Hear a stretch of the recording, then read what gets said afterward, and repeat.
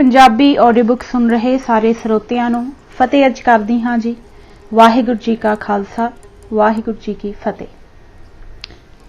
जरनैल जोरावर सिंह भाग 8वां पन्ना नंबर 131। तीसरी स्टेज टकला कोट उत्ते चढ़ाई ते कब्जा। टोकपोरल सौम की लड़ाई की कामयाबी के बाद जरनैल ने मानसरोवर की पवित्र झील वाल धावा बोल दिता। उसने पुरांग कैलाश अते मानसरोवर के सारे इलाके उत्ते पूर्ण तौर ते अपना कब्जा बगैर किसी लड़ाई दे ही कर लिया। चार्ल्स डी शैरिंग ने अपनी लिखत विच यह इल्जाम लाया है कि जरनैल ने अपनी टोकपोरल की जित तो मगरों टकलाकोट नूं जांदियां होइयां रस्ते विचले सारे मंदिरां अते मठां दी लुੱਟ-मार करके सारे ही कीमती समान ते कब्जा कर लिया। मेरे विचार अनुसार जोरावर सिंह रब तो डरन वाला मनुख सी अते ओह इस तरह के अपवित्र कामां लई कदाचित भी आग्ञा नहीं सी दे सकदा। ना ही ओह आप इहो जिहे काम करन दी रुचि ही रखदा सी। यह एक इतिहासिक कथन है कि भारत दे एक प्राचीन राजा मानदाता ने केवल एक दिन विच कैलाश अते मानसरोवर दी झील दे गिरद परिक्रमा कीतियां सन। होर कोई भी आदमी राजे तो पहलां जां पिछों एक दिन विच परिक्रमा करन दा मुश्किल काम नहीं सी कर सकिया। जरनैल जोरावर सिंह ने अपनी फौज के अफसरां नूं नाल लैके कैलाश अते मानसरोवर की परिक्रमा एक दिन विच कीती अते इस झील के बर्फानी अते पवित्र जल विच इशनान कीते। तिब्बती फौज जो टोकपोरल सौम की लड़ाई विच हार गई सी, उसने पिछे हट के टकलाकोट के स्थान उत्ते अपने मोर्चे ते रक्षक स्थान संभाल लए। उन्हां दी मदद लई मध्य तिब्बत विचों भी कुमक पहुंच गई अते उन्हां ने अपने आप नूं फिर जोरावर सिंह का मुकाबला करन लई दोबारा जथेबंद कर लिया। जरनैल ने लहासा दे रस्ते राही तगला खार वाल तेजी नाल वधना शुरू कर दिता। उसने करथोंग दे किले उत्ते बिना लड़ाई दे कब्जा कर लिया।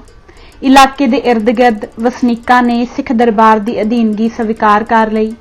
वजीर इतबारा नूं इस इलाके का गवर्नर बना दिता गया अते उसकी कमांड विच 500 सिपाही कारबोन्स के किले विच स्थापित कर दिते गए ताकि ओह इसकी रक्षा का प्रबंध कर सके। इस जित के बाद जरनैल ने अपना कूच टकलाकोट वाल फिर कर दिता। टकलाकोट के किले नूं तिब्बतियां ने बड़े मजबूत मोर्चे बना के लड़ाई लई तैयार कर रखिया सी। जरनैल ने फिर हमला कर दिता। तिब्बती फौजां ने जरनैल के विरुद्ध जोश नाल लड़ाई लड़ी। आखिरकार जरनैल ने किले नूं घेरा पा लिया अते सख्त लड़ाई मगरों किले ते कब्जा कर लिया। जरनैल जोरावर सिंह ने किले की दीवार विच मघोरा करन लई वड्डियां तोपां दी वरतों कीती। किले विचली तिब्बती फौज अंत नूं अपनी खतरनाक हालत दे थल्ले अते अपनी कमजोर पोजीशन नूं समझदियां होइयां दारपुनशाला दी अगवाई हेठ किला छड्ड के रात दे हनेरे विच लहासा वाल नूं भज निकली। चौथी स्टेज पश्चिमी तिब्बत नूं मजबूत बनाउणा। जरनैल जोरावर सिंह ने पुरांग की राजधानी नूं अपने हैडकुआर्टर विच बदल दिता अते उसने टकलाकोट नूं भी अपनियां अगलियां मुहिमां लई एक मजबूत अड्डे विच तब्दील कर लिया। टकलाकोट के सामने घाघरा नदी के खब्बे किनारे ते कारनाली के स्थान उत्ते एक नवां किला बनवाया जिस विच मेहता बस्ती राम की कमांड हेठ सेना का एक भाग नियत कर दिता गया।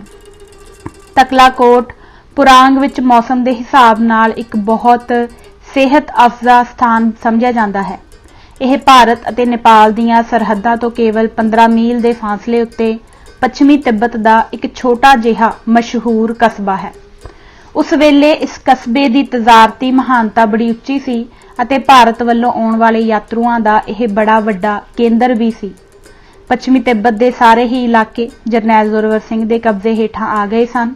रुडोक कंगो पुरांग अते स्पीति के इलाके भी सिख राज का हिस्सा बन गए सन अते सिख सिपाहियां दे दस्तियां ने मशहूर अस्थान उत्ते फौजी चौकियां बना लईआं सन।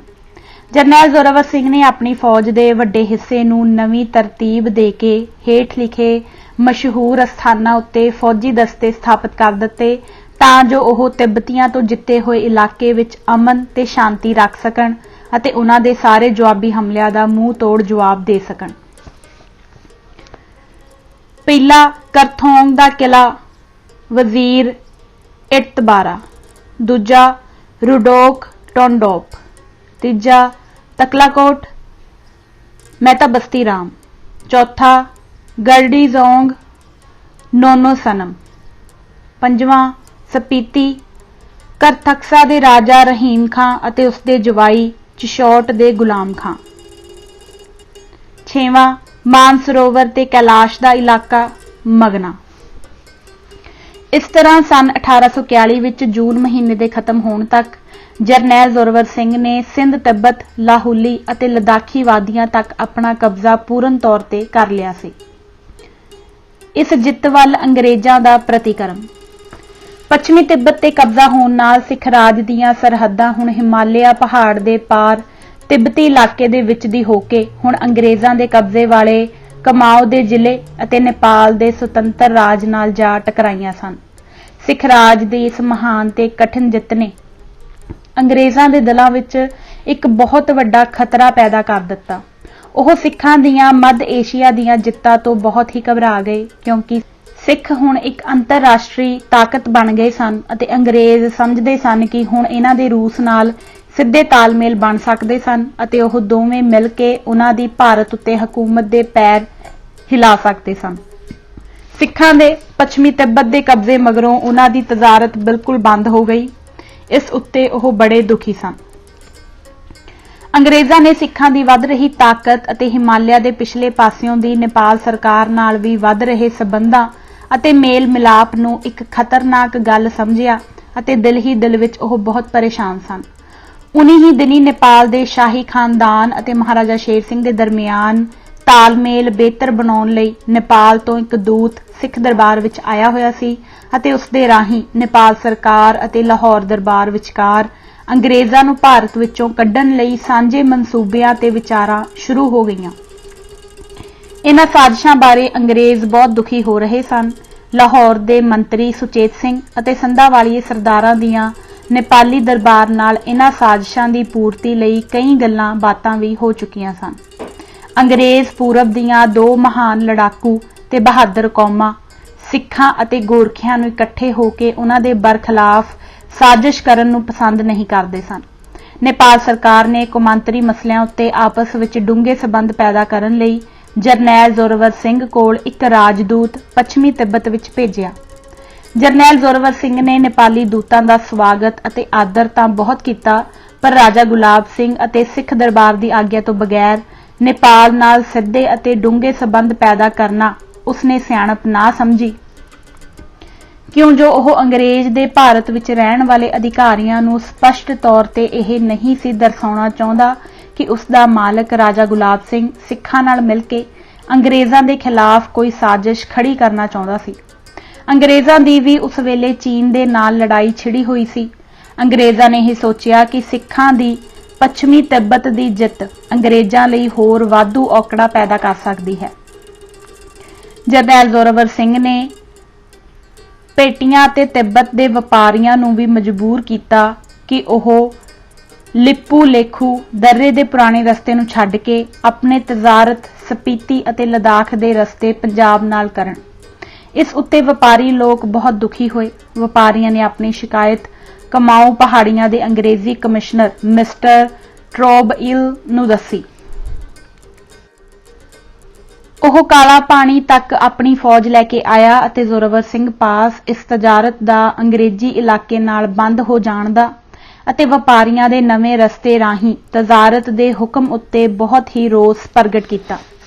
ਇਸ ਉੱਤੇ ਜਰਨੈਲ ਨੇ ਲਿਪੂ ਲੇਖੂ ਦर्रे ਦੇ ਰਾਹੀਂ ਅੰਗਰੇਜ਼ੀ ਇਲਾਕੇ ਨਾਲ ਤਿੱਬਤੀ ਤਜਾਰਤ ਨੂੰ ਦੁਬਾਰਾ ਖੁਲਵਾ ਲਿਆ ਅਤੇ ਵਪਾਰੀਆਂ ਨੂੰ ਤਜਾਰਤ ਦੇ ਰਸਤੇ ਆਪਣੀ ਮਰਜ਼ੀ ਨਾਲ ਵਰਤਣ ਦੀ ਆਗਿਆ ਦੇ ਦਿੱਤੀ। ਅੰਗਰੇਜ਼ਾਂ ਨੇ ਫਿਰ ਵੀ ਅਨੁਭਵ ਕੀਤਾ ਕਿ ਜਦ ਤੱਕ ਸਿੱਖ ਪੱਛਮੀ ਤਿੱਬਤ ਤੇ ਕਾਬਜ਼ ਹਨ, ਉਹ ਜਦ ਵੀ ਚਾਹੁਣਗੇ ਇਸ ਵਪਾਰ ਨੂੰ ਰੋਕ ਦੇਣਗੇ। ਕਨਿੰਗਮ ਦਾ ਇਹ ਕਥਨ ਹੈ ਕਿ ਸਪੀਤੀ ਉੱਤੇ ਚਸ਼ੋਟ ਦਾ ਮੁਸਲਮਾਨ ਰਾਜਾ ਰਹੀਮ ਖਾਂ, ਜੋ ਉੱਥੇ ਗਵਰਨਰ ਲਾਇਆ ਗਿਆ ਸੀ, ਇੱਕ ਬੜਾ ਕੱਟੜ ਅਤੇ ਫਿਰਕਾ ਪ੍ਰਸਤ ਮੁਸਲਮਾਨ ਸੀ। ਉਸਨੇ ਅਤੇ ਉਸਦੇ ਜਵਾਈ ਗੁਲਾਮ ਖਾਂ ਨੇ ਰਲ ਕੇ ਬੋਧੀ ਮੱਠਾਂ ਨੂੰ ਲੁੱਟਿਆ ਅਤੇ ਮੁਸਲਮਾਨ ਸਿਪਾਹੀਆਂ ਨੇ ਬੜੇ ਕੱਟੜਪੁਣੇ ਅਤੇ ਨਫ਼ਰਤ ਨਾਲ ਬੋਧੀ ਮੂਰਤੀਆਂ ਨੂੰ ਤੋੜਿਆ ਅਤੇ ਉੱਥੋਂ ਦਾ ਸਾਰਾ ਸੋਨਾ ਚਾਂਦੀ ਲੁੱਟ-ਪੁੱਟ ਕੇ ਆਪਣੇ ਕਮਾਂਡਰ ਲਈ ਜਮ੍ਹਾਂ ਕਰ ਲਿਆ ਅਤੇ ਬੁੱਧ ਦੀਆਂ ਪਵਿੱਤਰ ਮੂਰਤੀਆਂ ਅਤੇ ਧਾਰਮਿਕ ਪੁਸਤਕਾਂ ਨੂੰ ਮੁਸਲਮਾਨਾਂ ਨੇ ਬੜੀ ਬੇਰਹਿਮੀ ਨਾਲ ਤੋੜਿਆ ਅਤੇ ਸਾੜਿਆ। ਉਹਨਾਂ ਨੇ ਬਗੈਰ ਕਿਸੇ ਲਿਹਾਜ਼ ਦੇ ਸਾਰੇ ਮੰਦਰ ਤਬਾਹ ਕਰ ਦਿੱਤੇ, ਪਰ ਕਰਤਾ ਨੂੰ ਇਸ ਲੁੱਟਮਾਰ ਬਾਰੇ ਕੋਈ ਹੋਰ ਸੱਚਾ, ਸਪਸ਼ਟ ਅਤੇ ਠੋਸ ਸਬੂਤ ਨਹੀਂ ਮਿਲਦਾ। ਇਸ ਇਲਾਕੇ ਦੇ ਲੋਕਾਂ ਪਾਸੋਂ ਵੀ ਕਨਿੰਗਮ ਦੀ ਇਸ ਘੜੀ ਹੋਈ ਕਹਾਣੀ ਦਾ ਕੋਈ ਸਬੂਤ ਨਹੀਂ ਪ੍ਰਾਪਤ ਹੋਇਆ। ਲਦਾਖ ਵਿੱਚ ਰਹਿਣ ਵਾਲੇ ਮੁਸਲਮਾਨ ਬਿਲਕੁਲ ਕੱਟੜ ਨਹੀਂ ਸਨ। ਉਹ ਇਸਲਾਮ ਨੂੰ ਮੰਨਦੇ ਤਾਂ ਹਨ, ਪਰ ਉਹਨਾਂ ਦੇ ਗੁਆਂਢੀ ਬੋਧੀਆਂ ਨਾਲ ਬਹੁਤ ਚੰਗੇ ਸਬੰਧ ਹਨ। ਉਹਨਾਂ ਦੇ ਰਸਮੋ ਰਿਵਾਜ ਵੀ ਬੋਧੀਆਂ ਵਾਲੇ ਹੀ ਹਨ। ਉਹਨਾਂ ਦੀਆਂ ਆਪਸ ਵਿੱਚ ਸ਼ਾਦੀਆਂ ਵੀ ਅੱਜ ਤੱਕ ਹੁੰਦੀਆਂ ਹਨ। ਕਈ ਘਰਾਂ ਵਿੱਚ ਮਾਂ-ਬਾਪ, ਲੜਕੇ ਲੜਕੀਆਂ ਵੱਖਰੇ-ਵੱਖਰੇ ਮਜ਼ਹਬ ਨੂੰ ਅਪਣਾਉਂਦੇ ਹਨ। ਇਸ ਲਈ ਇਸ ਕਹਾਣੀ ਤੇ ਵਿਸ਼ਵਾਸ ਨਹੀਂ ਕੀਤਾ ਜਾ ਸਕਦਾ। ਇਹ ਕਿਹਾ ਜਾ ਸਕਦਾ ਹੈ ਕਿ ਕਨਿੰਗਮ ਨੇ ਇਹ ਮਨਘੜਤ ਕਹਾਣੀ ਬੋਧੀਆਂ ਤੇ ਮੁਸਲਮਾਨਾਂ ਦੇ ਸਬੰਧ ਵਿਗਾੜਨ ਲਈ ਘੜੀ ਸੀ। ਅੰਗਰੇਜ਼ਾਂ ਦੀ ਦਖਲ ਅੰਦਾਜ਼ੀ। ਸੰਨ 1841 ਦੇ ਅੰਤ ਤੱਕ ਅੰਗਰੇਜ਼ਾਂ ਨੂੰ ਮੁਤਾਬਰ ਸਿੰਘ, ਜੋ ਕਿ ਸਿੱਖ ਦਰਬਾਰ ਵਿੱਚ ਨੇਪਾਲ ਦਾ ਦੂਤ ਸੀ, ਨੂੰ ਇੱਕ ਡੂੰਘੀ ਸਾਜ਼ਿਸ਼ ਦੇ ਰਾਹੀਂ ਆਪਣੇ ਨਾਲ ਮਿਲਾ ਲਿਆ ਅਤੇ ਨੇਪਾਲ ਦੀ ਗੱਦੀ ਦੇ ਦਾਅਵੇਦਾਰ ਬਣਨ ਲਈ ਸਹਾਇਤਾ ਦੇਣ ਦਾ ਇਕਰਾਰ ਕੀਤਾ। ਉਸ ਨੂੰ ਲਾਹੌਰ ਦਾ ਸਿੱਖ ਦਰਬਾਰ ਛੱਡਣ ਲਈ ਕਿਹਾ ਗਿਆ ਅਤੇ ਇਸ ਤਰ੍ਹਾਂ ਅੰਗਰੇਜ਼ ਸਿੱਖਾਂ ਅਤੇ ਨੇਪਾਲੀਆਂ ਵਿੱਚ ਗਲਤਫਹਿਮੀ ਪੈਦਾ ਕਰਨ ਵਿੱਚ ਸਫਲ ਹੋ ਗਏ। ਇਸੇ ਹੀ ਦੌਰਾਨ ਅੰਗਰੇਜ਼ਾਂ ਨੇ ਨੇਪਾਲ ਨਾਲ ਆਪਣੇ ਭੇਦਭਾਵ ਵੀ ਖਤਮ ਕਰ ਲਏ ਅਤੇ ਉਹਨਾਂ ਨੇ ਗੋਰਖਿਆਂ ਨੂੰ ਵੀ ਜਰਨੈਲ ਜ਼ੋਰਾਵਰ ਸਿੰਘ ਦੀ ਪੱਛਮੀ ਤਿੱਬਤ ਦੀ ਜਿੱਤ ਦੇ ਵਿਰੁੱਧ ਉਕਸਾਉਣ ਦੀ ਕੋਸ਼ਿਸ਼ ਕੀਤੀ। ਉਹਨਾਂ ਨੇ ਨੇਪਾਲੀਆਂ ਨੂੰ ਇਹ ਜ਼ਾਹਰ ਕਰਨ ਦੀ ਕੋਸ਼ਿਸ਼ ਕੀਤੀ ਕਿ ਸਿੱਖਾਂ ਦੀ ਇਹ ਜਿੱਤ ਨੇਪਾਲ ਦੀ ਆਜ਼ਾਦੀ ਲਈ ਵੀ ਖਤਰਨਾਕ ਸਾਬਤ ਹੋਵੇਗੀ। ਆਖਰਕਾਰ ਮੁਤਾਬਰ ਸਿੰਘ ਪਾਸੋਂ ਸਿੱਖਾਂ ਸੰਬੰਧੀ ਸਾਰੇ ਭੇਦ ਲੈ ਕੇ ਅੰਗਰੇਜ਼ਾਂ ਨੇ ਉਸ ਨਾਲ ਵੀ ਧੋਖਾ ਕੀਤਾ ਅਤੇ ਉਹਨਾਂ ਨੇ ਉਸ ਦਾ ਸਾਥ ਤਿਆਗ ਦਿੱਤਾ। ਨੇਪਾਲ ਦੀ ਗੱਦੀ ਤੇ ਉਸ ਦੇ ਹੱਕ ਦੀ ਬਾਬਤ ਕੀਤੇ ਹੋਏ ਵਚਨਾਂ ਤੋਂ ਵੀ ਮੁੱਕਰ ਗਏ। ਇਸ ਤਰ੍ਹਾਂ ਅੰਗਰੇਜ਼ਾਂ ਨੇ ਉਸ ਨੂੰ ਇੱਕ ਮਾਮੂਲੀ ਜਿਹੀ ਪੈਨਸ਼ਨ ਦੇ ਕੇ ਗਲੋਂ ਲਾ ਦਿੱਤਾ ਅਤੇ ਉਸ ਦੀ ਪੋਜੀਸ਼ਨ ਸਿੱਖਾਂ ਅਤੇ ਨੇਪਾਲੀਆਂ ਵਿੱਚ ਹਮੇਸ਼ਾ ਲਈ ਖਤਮ ਕਰ ਦਿੱਤੀ। ਉਨੀ ਦਿਨੀ ਮੌਜੂਦਾ ਉੱਤਰ ਪ੍ਰਦੇਸ਼ ਦੇ ਰਾਜ ਪ੍ਰਮੁੱਖ ਮਿਸਟਰ ਕਨਿੰਗਮ ਸਨ। ਉਹਨਾਂ ਨੇ ਜੁਲਾਈ 1841 ਨੂੰ ਤਕਲਾਕੋਟ ਵਿੱਚ ਜਰਨੈਲ ਜ਼ੋਰਾਵਰ ਸਿੰਘ ਕੋਲ ਆਪਣਾ ਨਿੱਜੀ ਦੂਤ ਭੇਜਿਆ। ਮਿਸਟਰ ਕਨਿੰਗਮ ਨੇ ਜਰਨੈਲ ਨੂੰ ਅੰਗਰੇਜ਼ਾਂ ਤੇ ਸਿੱਖਾਂ ਦੇ ਸਾਂਝੇ ਲਾਭ ਅਤੇ ਹਿੱਤਾਂ ਦੇ ਸਵਾਲ ਤੇ ਗੱਲਬਾਤ ਕਰਨ ਲਈ ਆਪਣੇ ਕੁਝ ਉੱਚ ਅਧਿਕਾਰੀਆਂ ਨੂੰ ਅੰਗਰੇਜ਼ੀ ਇਲਾਕੇ ਵਿੱਚੋਂ ਲਿਪੂ ਲੇਖੂ ਦर्रे ਦੇ ਪਾਰ ਭੇਜਣ ਲਈ ਪ੍ਰਾਰਥਨਾ ਕੀਤੀ। ਜਰਨੈਲ ਜ਼ੋਰਾਵਰ ਸਿੰਘ ਨੇ ਉਹਨਾਂ ਦੇ ਇਸ ਸੁਝਾਅ ਨੂੰ ਪ੍ਰਵਾਨ ਕਰ ਲਿਆ ਤੇ ਮਹਿਤਾ ਬਸਤੀ ਰਾਮ ਤੇ ਜਮਾਦਾਰ ਕਾਲਾ ਰਾਮ ਨੂੰ ਉਹਨਾਂ ਨੂੰ ਮਿਲਣ ਲਈ ਅਤੇ ਗੱਲਬਾਤ ਕਰਨ ਲਈ ਕਮਾਊ ਦੀ ਸੀਮਾ ਦੇ ਅੰਦਰ ਲਿਪੂ ਲੇਖੂ ਦੇ ਦर्रे ਪਾਰ ਭੇਜਿਆ। ਇਸ ਮੀਟਿੰਗ ਵਿੱਚ ਮਿਸਟਰ ਕਨਿੰਗਮ ਨੇ ਜ਼ੋਰਾਵਰ ਸਿੰਘ ਨੂੰ ਇਹ ਸੁਨੇਹਾ ਭੇਜਿਆ ਕਿ ਮੱਧ ਤਿੱਬਤ ਵੱਲ ਉਸ ਸਮੇਂ ਹੋਰ ਧਾਵਾ ਬੋਲਣਾ ਜਾਂ ਹੋਰ ਅੱਗੇ ਵਧਣਾ ਸਿੱਖਾਂ ਲਈ ਖਤਰਨਾਕ ਸਾਬਤ ਹੋਵੇਗਾ, ਕਿਉਂਕਿ ਪਹਿਲਾ ਉਸ ਦੇ ਲਦਾਖ ਦੇ ਸਪਲਾਈ ਦੇ ਅੱਡੇ ਬਹੁਤ ਪਿੱਛੇ ਰਹਿ ਗਏ ਸਨ ਅਤੇ ਜਿਉਂ-ਜਿਉਂ ਉਹ ਅੱਗੇ ਵਧੇਗਾ ਉਹਨਾਂ ਦਾ ਫਾਸਲਾ ਹੋਰ ਵੀ ਵਧਦਾ ਜਾਵੇਗਾ। ਕਿਉਂਕਿ ਪੱਛਮੀ ਤਿੱਬਤ ਵਿੱਚ ਕੋਈ ਖੁਰਾਕ ਦਾ ਜ਼ਖੀਰਾ ਜਾਂ ਗੋਲੇ ਬਾਰੂਦ ਬਣਾਉਣ ਲਈ ਕੋਈ ਸਾਧਨ ਨਹੀਂ ਸਨ, ਇਸ ਲਈ ਉਸ ਨੂੰ ਆਪਣੀਆਂ ਅਗਲੀਆਂ ਮੁਹਿੰਮਾਂ ਲਈ ਸਭ ਕੁਝ ਲਦਾਖ ਤੋਂ ਮੰਗਵਾਉਣਾ ਪਵੇਗਾ। ਫਾਸਲਾ ਜ਼ਿਆਦਾ ਹੋਣ ਕਰਕੇ ਇਸ ਲੰਬੀ ਸਪਲਾਈ ਲਾਈਨ ਦਾ ਟੁੱਟ ਜਾਣਾ ਉਸ ਦੀ ਮੱਧ ਤਿੱਬਤ ਦੀ ਮੁਹਿੰਮ ਲਈ ਬਹੁਤ ਖਤਰਨਾਕ ਹੋ ਜਾਵੇਗਾ। ਦੂਜਾ, ਸਰਦੀਆਂ ਜਲਦੀ ਹੀ ਸ਼ੁਰੂ ਹੋਣ ਵਾਲੀਆਂ ਸਨ ਅਤੇ ਇਸ ਮੌਸਮ ਵਿੱਚ ਕੋਈ ਵੱਡੀ ਮੁਹਿੰਮ ਇਹਨਾਂ ਇਲਾਕਿਆਂ ਵਿੱਚ ਕਾਮਯਾਬ ਨਹੀਂ ਹੋ ਸਕੇਗੀ। ਇਸ ਲਈ ਜਰਨੈਲ ਨੂੰ ਸਰਦੀਆਂ ਵਿੱਚ ਆਰਾਮ ਕਰਨਾ ਚਾਹੀਦਾ ਸੀ ਅਤੇ ਜੇਕਰ ਲਾਹੌਰ ਦਰਬਾਰ ਨੂੰ ਅੱਗੇ ਹੋਰ ਵੱਧ ਕੇ ਤਿੱਬਤ ਵਿੱਚ ਜਿੱਤਾ ਪ੍ਰਾਪਤ ਕਰਨ ਦੀ ਕੋਈ ਇੱਛਾ ਹੋਈ ਤਾਂ ਉਸ ਨੂੰ ਅਗਲੀਆਂ ਗਰਮੀਆਂ ਵਿੱਚ ਉਹ ਆਪ ਹੀ ਦੁਬਾਰਾ ਫਿਰ ਅੱਗੇ ਵਧਣ ਲਈ ਹੁਕਮ ਭੇਜ ਦੇਣਗੇ। ਜਰਨੈਲ ਨੂੰ ਇਹ ਪੂਰੀ ਤਰ੍ਹਾਂ ਪਤਾ ਸੀ ਕਿ ਇਹ ਸੁਝਾਅ ਰਾਜਾ ਗੁਲਾਬ ਸਿੰਘ ਦੇ ਅੰਦਰੂਨੀ ਸਹਾਇਕਾਂ ਵੱਲੋਂ ਸਨ। ਆਖਿਰਕਾਰ ਉਹ ਰਾਜਾ ਗੁਲਾਬ ਸਿੰਘ ਦਾ ਸਿੱਖ ਦਰਬਾਰ ਨਾਲੋਂ ਜ਼ਿਆਦਾ ਵਫਾਦਾਰ ਸੀ। ਇਸ ਲਈ ਉਸਨੇ ਉਸ ਸਾਲ ਮੱਧ ਤਿੱਬਤ ਦੀ ਮੁਹਿੰਮ ਦੀਆਂ ਸਾਰੀਆਂ ਤਿਆਰੀਆਂ ਛੱਡ ਦਿੱਤੀਆਂ। ਉਸਨੇ ਸਰਦੀਆਂ ਦੇ ਮੌਸਮ ਲਈ ਪੱਛਮੀ ਤਿੱਬਤ ਵਿੱਚ ਆਪਣੀ ਫੌਜ ਨੂੰ ਸਰਦੀਆਂ ਦਾ ਕੈਂਪ ਤਿਆਰ ਕਰਨ ਲਈ ਹੁਕਮ ਦਿੱਤਾ। ਅੰਗਰੇਜ਼ਾਂ ਦੀ ਇਹ ਸਲਾਹ ਉਸ ਨੂੰ ਬਹੁਤ ਮਹਿੰਗੀ ਪਈ। ਉਹਨਾਂ ਦਾ ਸੁਝਾਅ ਮੰਨਣ ਨਾਲ ਉਸ ਨੂੰ ਆਪਣੀ ਜਾਨ ਵੀ ਦੇਣੀ ਪਈ। ਉਸ ਦੀ ਫੌਜ ਵੀ ਤਬਾਹ ਹੋ ਗਈ ਅਤੇ ਜਿਸ ਉਦੇਸ਼ ਨੂੰ ਮੁੱਖ ਰੱਖ ਕੇ ਉਸਨੇ ਤਿੱਬਤੀ ਮੁਹਿੰਮ ਸ਼ੁਰੂ ਕੀਤੀ ਸੀ ਉਹ ਵੀ ਖਤਮ ਹੋ ਗਿਆ। ਜੇਕਰ ਉਹ ਅੰਗਰੇਜ਼ਾਂ ਦੀ ਇਸ ਸਲਾਹ ਨੂੰ ਠੁਕਰਾ ਦਿੰਦਾ ਤਾਂ ਭਾਰਤ ਦਾ ਇਤਿਹਾਸ ਅੱਜ ਨਾਲੋਂ ਬਿਲਕੁਲ ਹੀ ਵੱਖਰਾ ਹੁੰਦਾ। ਭਾਰਤ ਦੀ ਅੰਗਰੇਜ਼ੀ ਸਰਕਾਰ ਨੇ ਲਾਹੌਰ ਵਿੱਚ ਮਹਾਰਾਜਾ ਸ਼ੇਰ ਸਿੰਘ ਉੱਤੇ ਵੀ ਆਪਣੇ ਰਾਜਦੂਤਾਂ ਦੇ ਰਾਹੀਂ ਬਹੁਤ ਜ਼ੋਰ ਪਾ ਕੇ ਇਹ ਮਨਵਾ ਲਿਆ ਕਿ ਸਿੱਖਾਂ ਦੀ ਫੌਜ ਨੂੰ ਨਾ ਕੇਵਲ ਮੱਧ ਤਿੱਬਤ ਦੀ ਅਗਲੀ ਮੁਹਿੰਮ ਦਾ ਖਿਆਲ ਹੀ ਛੱਡ ਦੇਣਾ ਚਾਹੀਦਾ ਹੈ, ਸਗੋਂ ਕੁਝ ਸ਼ਰਤਾਂ ਉੱਤੇ ਪੱਛਮੀ ਤਿੱਬਤ ਦਾ ਜਿੱਤਿਆ ਹੋਇਆ ਇਲਾਕਾ ਵੀ ਖਾਲੀ ਕਰ ਦੇਣਾ ਚਾਹੀਦਾ ਹੈ। ਅੰਗਰੇਜ਼ਾਂ ਨੇ ਵਿੱਚ ਪੈ ਕੇ ਚੀਨੀਆਂ ਅਤੇ ਸਿੱਖਾਂ ਦੇ ਦਰਮਿਆਨ ਇਹ ਮੁਆਹਦਾ ਕਰਵਾ ਦਿੱਤਾ ਅਤੇ ਉਹਨਾਂ ਨੇ ਸਿੱਖਾਂ ਵਾਸਤੇ ਪੱਛਮੀ ਤਿੱਬਤ ਖਾਲੀ ਕਰਨ ਲਈ 10 ਦਸੰਬਰ 1841 ਦਾ ਦਿਨ ਵੀ ਨਿਯਤ ਕਰਵਾ ਦਿੱਤਾ। ਇਸ ਅਹਿਦਨਾਮੇ ਦੀ ਪੂਰਤੀ ਲਈ ਇੱਕ ਅੰਗਰੇਜ਼ੀ ਅਧਿਕਾਰੀ ਨੂੰ ਇਹ ਵੇਖਣ ਵਾਸਤੇ ਨਿਯੁਕਤ ਕੀਤਾ ਗਿਆ ਕਿ ਕੀ ਸਿੱਖਾਂ ਨੇ ਤਿੱਬਤ ਛੱਡ ਦਿੱਤਾ ਹੈ ਅਤੇ ਕੀ ਦਲਾਈ ਲਾਮਾ ਰਾਜ ਉੱਥੇ ਫਿਰ ਸਥਾਪਿਤ ਹੋ ਗਿਆ ਹੈ ਜਾਂ ਨਹੀਂ। ਮਹਾਰਾਜਾ ਸ਼ੇਰ ਸਿੰਘ ਅਤੇ ਉਸਦੇ ਸਹਾਇਕ ਰਾਜੇ ਅੰਗਰੇਜ਼ਾਂ ਦੀ ਚਾਲ ਅਤੇ ਸਾਜ਼ਿਸ਼ ਦਾ ਸ਼ਿਕਾਰ ਹੋ ਗਏ। ਜਰਨੈਲ ਜ਼ੋਰਾਵਰ ਸਿੰਘ ਨੂੰ ਵਾਪਸ ਲਦਾਖ ਬੁਲਾ ਲਿਆ ਗਿਆ, ਪਰ ਇਸ ਤੋਂ ਪਹਿਲਾਂ ਕਿ ਉਸ ਨੂੰ ਪੱਛਮੀ ਤਿੱਬਤ ਖਾਲੀ ਕਰਨ ਦਾ ਹੁਕਮ ਪਹੁੰਚੇ ਜਾਂ ਉਹ ਉਸ ਦੀ ਪਾਲਣਾ ਕਰ ਸਕੇ, ਉਸ ਦੀ ਫੌਜ ਨੂੰ ਸਖਤ ਸਰਦੀ ਦੇ ਮੌਸਮ ਵਿੱਚ ਸਮੁੰਦਰੀ ਸਤਹ ਤੋਂ 15,000 ਫੁੱਟ ਦੀ ਉਚਾਈ ਉੱਤੇ ਲਹਾਸਾ ਤੋਂ ਆਈਆਂ ਬਹੁਗਿਣਤੀ ਦੀਆਂ ਵਧੀਆ ਚੀਨੀ ਤੇ ਤਿੱਬਤੀ ਫੌਜਾਂ, ਜਿਹੜੀਆਂ ਕਿ ਬਰਫ਼ ਅਤੇ ਠੰਡ ਵਿੱਚ ਲੜਨ ਦੀਆਂ ਆਦੀ ਸਨ, ਨੇ ਅਚਾਨਕ ਘੇਰਾ ਪਾ ਲਿਆ। ਇਹ ਚੀਨੀਆਂ ਅਤੇ ਤਿੱਬਤੀਆਂ ਵੱਲੋਂ ਇੱਕ ਵੱਡਾ ਭਾਰੀ ਧੋਖਾ ਤੇ ਵਿਸ਼ਵਾਸਘਾਤ ਸੀ ਅਤੇ ਇਸ ਧਰੋਹ ਦੇ ਇਲਜ਼ਾਮ ਤੋਂ ਅੰਗਰੇਜ਼ ਸਰਕਾਰ ਵੀ ਬਰੀ ਨਹੀਂ ਕੀਤੀ ਜਾ ਸਕਦੀ। ਤਿੱਬਤ ਵਿੱਚ ਸਿੱਖ ਫੌਜ ਦੀ ਗੰਭੀਰ ਹਾਲਤ। ਜੇ ਜਰਨੈਲ ਜ਼ੋਰਾਵਰ ਸਿੰਘ ਨੇ ਮਿਸਟਰ ਕਨਿੰਗਮ ਦੀ ਸਲਾਹ ਨਾ ਮੰਨੀ ਹੁੰਦੀ ਅਤੇ 1841 ਦੀ ਜੁਲਾਈ ਵਿੱਚ ਲਹਾਸਾ ਵੱਲ ਧਾਵਾ ਬੋਲਣ ਤੋਂ ਨਾ ਰੁਕਿਆ ਹੁੰਦਾ ਤਾਂ ਉਹ ਠੰਡ ਪੈਣ ਤੋਂ ਪਹਿਲਾਂ ਹੀ ਲਹਾਸਾ ਉੱਤੇ ਕਬਜ਼ਾ ਕਰ ਸਕਦਾ ਸੀ। ਤਿੱਬਤ ਦੀ ਸਰਕਾਰ ਉਸ ਅੱਗੇ ਹਥਿਆਰ ਸੁੱਟ ਦਿੰਦੀ ਅਤੇ ਉਸ ਨਾਲ ਸੁਲਾਹ ਕਰਨ ਲਈ ਉਸ ਦੀਆਂ ਹੀ ਸ਼ਰਤਾਂ ਉੱਤੇ ਉਸ ਦੇ ਪੈਰ ਤੇ ਢਹਿ ਪੈਂਦੀ। ਉਸ ਨੇ ਬੜੀ ਸਖਤ ਗਲਤੀ ਕੀਤੀ ਜਦੋਂ ਕਿ ਸਖਤ ਠੰਡ ਵਿੱਚ ਦੁਸ਼ਮਣ ਦੇ ਇਲਾਕੇ ਵਿੱਚ ਬੈਠ ਕੇ ਲਹਾਸਾ ਦੀ ਮੁਹਿੰਮ ਅਗਲੇ ਸਾਲ ਉੱਤੇ ਮੁਲਤਵੀ ਕਰ ਦਿੱਤੀ। ਆਪਣੇ ਪੈਰੀ ਆਪ ਹੀ ਕੁਹਾੜਾ ਮਾਰ ਲਿਆ। ਸਿੱਖ ਫੌਜਾਂ ਇਹੋ ਜਿਹੀ ਸਖਤ ਸਰਦੀ ਵਿੱਚ ਲੜਨ ਦੀਆਂ ਆਦੀ ਨਹੀਂ ਸਨ ਅਤੇ ਨਾ ਹੀ ਉਹਨਾਂ ਥਾਵਾਂ ਤੇ ਕੋਈ ਕਿਸੇ ਕਿਸਮ ਦੀ ਰਸਦ ਹੀ ਮਿਲ ਸਕਦੀ ਸੀ। ਉੱਥੋਂ ਦੇ ਤੰਬੂਆਂ ਅਤੇ ਕਮਰਿਆਂ ਵਿੱਚ ਰਹਿਣ ਲਈ ਵੀ ਅੰਗੀਠੀਆਂ ਗਰਮ ਰੱਖਣ ਦੀ ਜ਼ਰੂਰਤ ਪੈਂਦੀ ਸੀ, ਪਰ ਉਹਨਾਂ ਪਾਸ ਕੋਈ ਬਾਲਣ ਦੇ ਸਾਧਨ ਵੀ ਨਹੀਂ ਸਨ। ਇਹ ਮਹਾਨ ਸ਼ਕਤੀਸ਼ਾਲੀ ਬਹਾਦਰਾਂ ਦੀ ਫੌਜ ਮੌਤ ਦੇ ਮੂੰਹ ਵਿੱਚ ਜਾਣ ਬੁੱਝ ਕੇ ਮੂਰਖਤਾ ਤੇ ਅਣਗਹਿਲੀ ਨਾਲ ਧਕੇਲ ਦਿੱਤੀ ਗਈ, ਜਿੱਥੋਂ ਬਚ ਕੇ ਨਿਕਲਣ ਦੀ ਕੋਈ ਵੀ ਆਸ ਨਹੀਂ ਸੀ ਕੀਤੀ ਜਾ ਸਕਦੀ। ਖਾਲਸਾ ਫੌਜ ਇਸ ਕਿਸਮ ਦੀ ਸਖਤ ਠੰਡ ਵਿੱਚ ਕੰਮ ਕਰਨ ਦੀ ਆਦੀ ਨਹੀਂ ਸੀ। ਜਰਨੈਲ ਜ਼ੋਰਾਵਰ ਸਿੰਘ ਨੇ ਇਸ ਘੋਰ ਠੰਡ ਦੇ ਸਮੇਂ ਆਪਣੀ ਫੌਜ ਨੂੰ ਇੱਕ ਜਗ੍ਹਾ ਇਕੱਠੀ ਕਰਨ ਦਾ ਫੈਸਲਾ ਕੀਤਾ ਅਤੇ ਇਸ ਫੌਜ ਦੀ ਕਮਾਂਡ ਮਹਿਤਾ ਬਸਤੀ ਰਾਮ ਨੂੰ ਸੌਂਪ ਦਿੱਤੀ। ਇਸ ਤੋਂ ਬਾਅਦ ਜਰਨੈਲ ਕੁਸ਼ਕ ਗੋਂਪਾਂ ਦੀ ਤੀਰਥ ਯਾਤਰਾ ਲਈ ਚਲਾ ਗਿਆ। ਇਹ ਬੋਧੀ ਮੰਦਰ ਦਰਿਆ ਕਰਨਾਲੀ ਦੇ ਖੱਬੇ ਕੰਢੇ ਉੱਤੇ ਬਣਿਆ ਹੋਇਆ ਹੈ ਅਤੇ ਉਸ ਦਾ ਫਾਸਲਾ ਤਕਲਾਕੋਟ ਤੋਂ ਕੇਵਲ 15 ਮੀਲ ਹੈ। 2-3 ਹਫ਼ਤੇ ਉੱਥੇ ਠਹਿਰਨ ਤੋਂ ਬਾਅਦ ਜਰਨੈਲ ਤਕਲਾਕੋਟ ਨੂੰ ਵਾਪਸ ਆ ਗਿਆ। ਉੱਥੇ ਉਸਨੇ ਜਾਸੂਸਾਂ ਦੀਆਂ ਟੋਲੀਆਂ ਮਰੀਅਮ ਲਾ ਦੇ ਦर्रे ਤੱਕ ਲਹਾਸਾ ਨੂੰ ਜਾਣ ਵਾਲੀ ਸੜਕ ਦੇ ਨਾਲ-ਨਾਲ ਭੇਜੀਆਂ। ਇਹ ਗੁਰਲਾ, ਮੰਡਾਟਾ ਅਤੇ ਕੈਲਾਸ਼ ਦੇ ਵਿਚਕਾਰਲਾ ਦर्रा 16ਵੀਂ ਸਦੀ ਦੇ ਮੁਗਲਾਂ ਦੇ ਤਿੱਬਤ ਦੇ ਹਮਲੇ ਤੋਂ ਬਾਅਦ ਭਾਰਤ ਅਤੇ ਤਿੱਬਤ ਵਿਚਕਾਰ ਸਰਕਾਰੀ ਹੱਦਬੰਦੀ ਸਮਝਿਆ ਜਾਂਦਾ ਸੀ।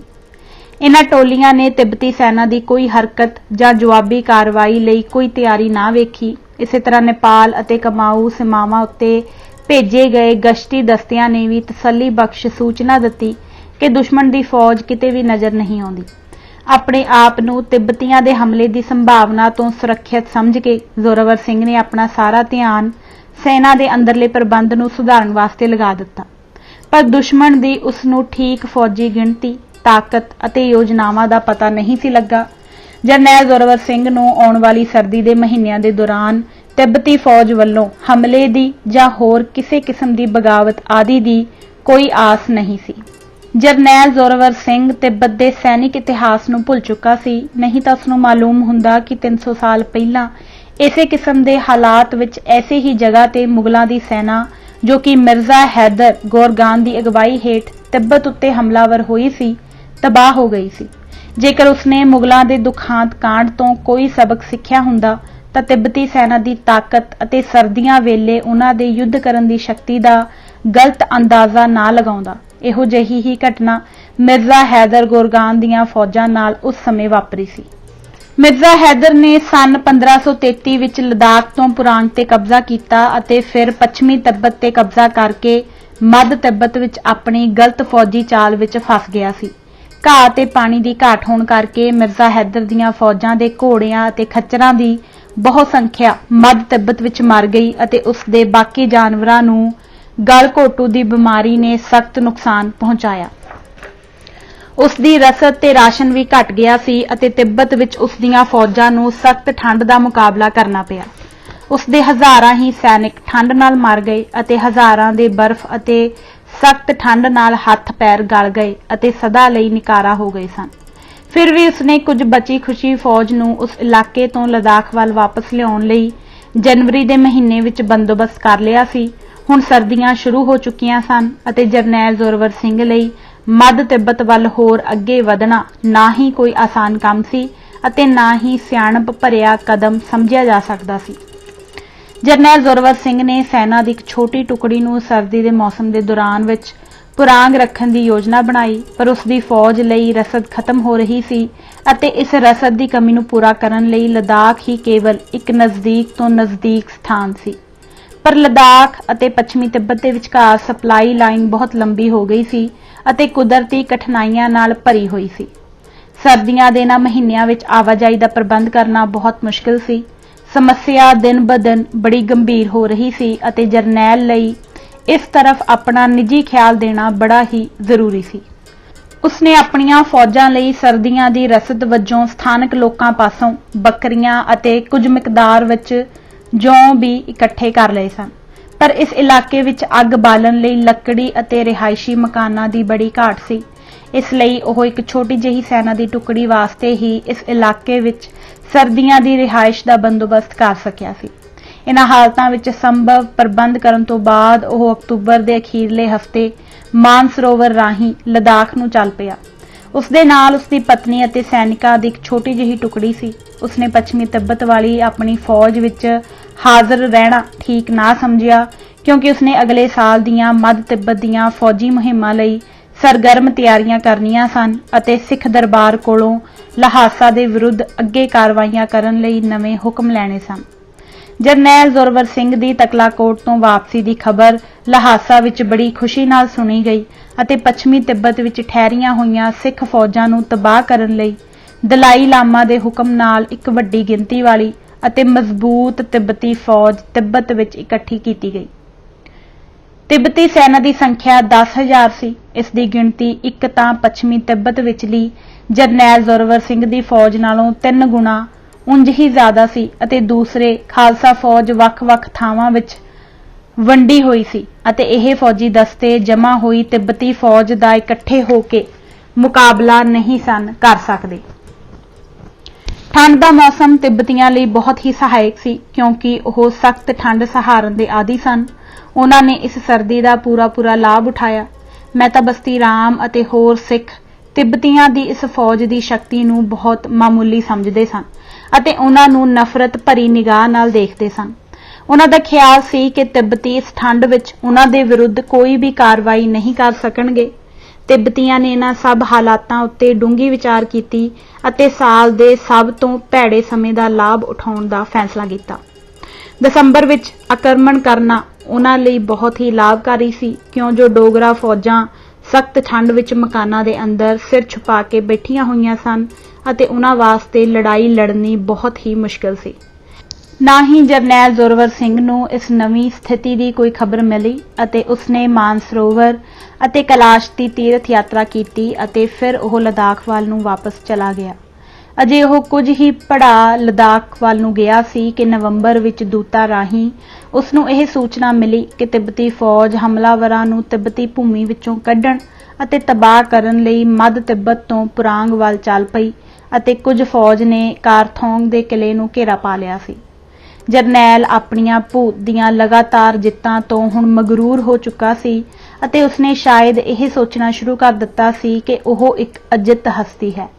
ਉਹ ਖਤਰੇ ਤੋਂ ਅਵੇਸਲਾ ਹੋ ਗਿਆ ਸੀ। ਉਸਨੇ ਤਿੱਬਤੀਆਂ ਦੀ ਫੌਜੀ ਤਾਕਤ ਅਤੇ ਉਹਨਾਂ ਦੇ ਕਮਾਂਡਰਾਂ ਦੇ ਮਜ਼ਬੂਤ ਇਰਾਦਿਆਂ ਦਾ ਗਲਤ ਅੰਦਾਜ਼ਾ ਲਗਾਇਆ। ਉਹ ਜੋਸ਼ ਵਿੱਚ ਆ ਗਿਆ ਤੇ ਉਸਨੇ ਸਿਰਫ 300 ਸਿਪਾਹੀਆਂ ਦੀ ਇੱਕ ਫੌਜ ਨੋਨੋ ਸਨਮ ਦੀ ਅਗਵਾਈ ਹੇਠ ਵਜ਼ੀਰ ਇਤਬਾਰਾ ਦੀ ਫੌਜ ਦੀ ਸਹਾਇਤਾ ਕਰਨ ਵਜੋਂ ਕਾਰਥੋਂਗ ਦੇ ਕਿਲੇ ਵੱਲ ਕੁੰਮਕ ਦੀ ਸ਼ਕਲ ਵਿੱਚ ਭੇਜੀ, ਜਿਸ ਦੇ ਆਲੇ ਦੁਆਲੇ ਤਿੱਬਤੀਆਂ ਨੇ ਘੇਰਾ ਪਾਇਆ ਹੋਇਆ ਸੀ। ਉਸ ਵੇਲੇ ਹੀ ਉਸਨੇ ਆਪਣੀ ਪਤਨੀ ਨੂੰ ਲਦਾਖ ਭੇਜ ਦਿੱਤਾ। ਨੋਨੋ ਸਨਮ ਬਹੁਤ ਜਲਦੀ ਹੀ ਹਾਰ ਖਾ ਕੇ ਵਾਪਸ ਜਰਨੈਲ ਪਾਸ ਮੁੜ ਆਇਆ ਅਤੇ ਉਸਨੇ ਆਪਣੀ ਤੇ ਕਾਰਥੋਂਗ ਦੇ ਕਿਲੇ ਦੀ ਫੌਜ ਦੀ ਤਿੱਬਤੀ ਫੌਜ ਹੱਥੋਂ ਤਬਾਹੀ ਦੀ ਦੁਖਾਂਤ ਕਹਾਣੀ ਉਸਨੂੰ ਦੱਸੀ। ਕਾਰਥੋਂਗ ਦੀ ਲੜਾਈ ਤੋਂ ਉਹ ਇਕੱਲਾ ਹੀ ਮਸਾਂ ਜਾਨ ਬਚਾ ਕੇ ਨਿਕਲ ਸਕਿਆ ਸੀ। ਬਾਕੀ ਕਿਲੇ ਦੀ ਸਾਰੀ ਫੌਜ ਜਾਂ ਤਾਂ ਤਿੱਬਤੀਆਂ ਹੱਥੋਂ ਮਾਰੀ ਗਈ ਜਾਂ ਉਹਨਾਂ ਨੂੰ ਬੰਦੀ ਬਣਾ ਲਿਆ ਸੀ। ਜਰਨੈਲ ਨੇ 19 ਨਵੰਬਰ 1841 ਨੂੰ ਤਿੱਬਤੀਆਂ ਦੀ ਵੱਧ ਰਹੀ ਸੈਨਾ ਨੂੰ ਰੋਕਣ ਵਾਸਤੇ 600 ਜਵਾਨਾਂ ਦੀ ਇੱਕ ਹੋਰ ਕੁੰਮਕ ਕਾਰਥੋਂਗ ਵੱਲ ਭੇਜੀ ਅਤੇ ਆਪ ਉਹ ਖੁਦ 20 ਨਵੰਬਰ ਨੂੰ ਆਪਣੀ ਬਚੀ ਹੋਈ ਸੈਨਾ ਨੂੰ ਨਾਲ ਲੈ ਕੇ, ਜਿਸ ਦੇ ਕੇਵਲ 300 ਜਵਾਨ ਸਨ, ਤਿੱਬਤੀਆਂ ਦੀ ਫੌਜ ਦਾ ਮੁਕਾਬਲਾ ਕਰਨ ਲਈ ਕਾਰਥੋਂਗ ਵੱਲ ਚੜ੍ਹਾਈ ਕਰ ਦਿੱਤੀ। ਦੂਸਰੇ 600 ਜਵਾਨਾਂ ਦੀ ਕੁੰਮਕ, ਜਿਹੜੀ ਕਿ ਨੋਨੋ ਸਨਮ, ਗੁਲਾਮ ਖਾਂ, ਭੂਪਾ ਅਤੇ ਸਿਗਾਰਾ ਦੀ ਅਗਵਾਈ ਹੇਠ ਤਿੱਬਤੀਆਂ ਨਾਲ ਲੜਨ ਲਈ ਭੇਜੀ ਗਈ ਸੀ, ਉਹ ਵੀ ਲੜਾਈ ਵਿੱਚ ਤਬਾਹ ਹੋ ਗਈ, ਜਿਸ ਤਰ੍ਹਾਂ ਕਿ ਇੱਕ ਹਫ਼ਤਾ ਪਹਿਲਾਂ 300 ਜਵਾਨਾਂ ਦੀ ਪਹਿਲੀ ਟੁਕੜੀ ਹੋਈ ਸੀ। ਉਹਨਾਂ ਵਿੱਚੋਂ ਬਹੁਤ ਸਾਰੇ ਜਵਾਨ ਮਾਰੇ ਗਏ। ਨੋਨੋ ਸਨਮ ਅਤੇ ਗੁਲਾਮ ਖਾਂ ਨੂੰ ਦੁਸ਼ਮਣਾਂ ਨੇ ਕੈਦੀ ਬਣਾ ਲਿਆ। ਟੋਯੋ ਵੱਲ ਚੜ੍ਹਾਈ। ਜਰਨੈਲ ਨੂੰ ਲਦਾਖ ਦੀ ਸੀਮਾ ਤੋਂ ਹੁਣ ਬਹੁਤ ਗੰਭੀਰ ਹਾਲਾਤ ਵਿੱਚ ਪੱਛਮੀ ਤਿੱਬਤ ਨੂੰ ਵਾਪਸ ਮੁੜਨਾ ਪਿਆ। ਸਖਤ ਸਰਦੀ ਅਤੇ ਠੰਡੀਆਂ ਹਵਾਵਾਂ ਵਿੱਚ ਵੀ ਉਸਨੇ ਆਪਣੀਆਂ ਫੌਜਾਂ ਦਾ ਲੰਬਾ ਕੂਚ ਜਾਰੀ ਰੱਖਿਆ।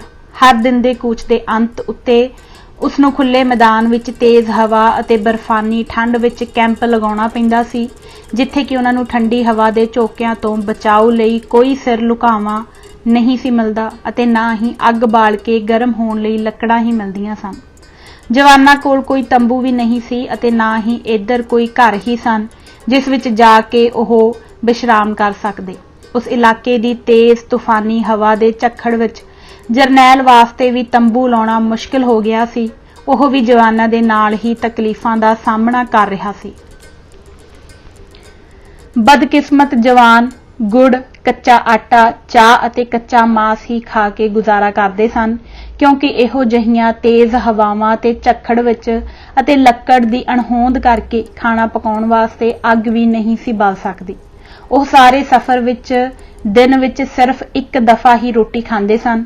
ਕੱਚਾ ਰਾਸ਼ਨ ਅਤੇ ਮਾਸ ਠੀਕ ਨਾ ਪੱਕਣ ਕਰਕੇ ਉਸਦੀ ਫੌਜ ਵਿੱਚ ਮਰੋੜਾ ਦੀ ਭਿਆਨਕ ਬਿਮਾਰੀ ਫੈਲ ਗਈ, ਕਿਉਂਕਿ ਉਹ ਇਸ ਤਰ੍ਹਾਂ ਦੇ ਭੋਜਨ ਖਾਣ ਦੇ ਆਦੀ ਨਹੀਂ ਸਨ ਅਤੇ ਸਾਧਾਰਨ ਤੌਰ ਤੇ ਇਹੋ ਜਿਹੀ ਖੁਰਾਕ ਉੱਤੇ ਨਿਰਵਾਹ ਵੀ ਨਹੀਂ ਸਨ ਕਰ ਸਕਦੇ। ਚਾਵਲ, ਰੋਟੀਆਂ ਅਤੇ ਸਬਜ਼ੀਆਂ ਉਹਨਾਂ ਦੀ ਸਿਹਤ ਕਾਇਮ ਰੱਖਣ ਲਈ ਬਹੁਤ ਜ਼ਰੂਰੀ ਸਨ, ਪਰ ਇਹ ਉੱਥੇ ਕਿਤੇ ਵੀ ਨਹੀਂ ਸਨ ਮਿਲਦੀਆਂ। ਇਸ ਉਚਾਈ ਤੇ ਚਾਵਲ ਵੀ ਚੰਗੀ ਤਰ੍ਹਾਂ ਉਬਾਲੇ ਨਹੀਂ ਸੀ ਜਾ ਸਕਦੇ। ਉੱਥੇ ਬਾਲਣ ਲਈ ਲੱਕੜ ਦੀ ਵੀ ਘਾਟ ਸੀ। ਜਵਾਨਾਂ ਨੂੰ ਚਾਵਲ ਖਾਣੇ ਛੱਡਣੇ ਪਏ, ਕਿਉਂਕਿ ਕੱਚੇ ਚਾਵਲ ਸਿਹਤ ਤੇ ਬੁਰਾ ਅਸਰ ਪਾਉਂਦੇ ਸਨ। ਬਾਲਣ ਦੀ ਘਾਟ ਦੇ ਕਾਰਨ ਰੋਟੀਆਂ ਵੀ ਚੰਗੀ ਤਰ੍ਹਾਂ ਨਹੀਂ ਸਨ ਪੱਕ ਸਕਦੀਆਂ।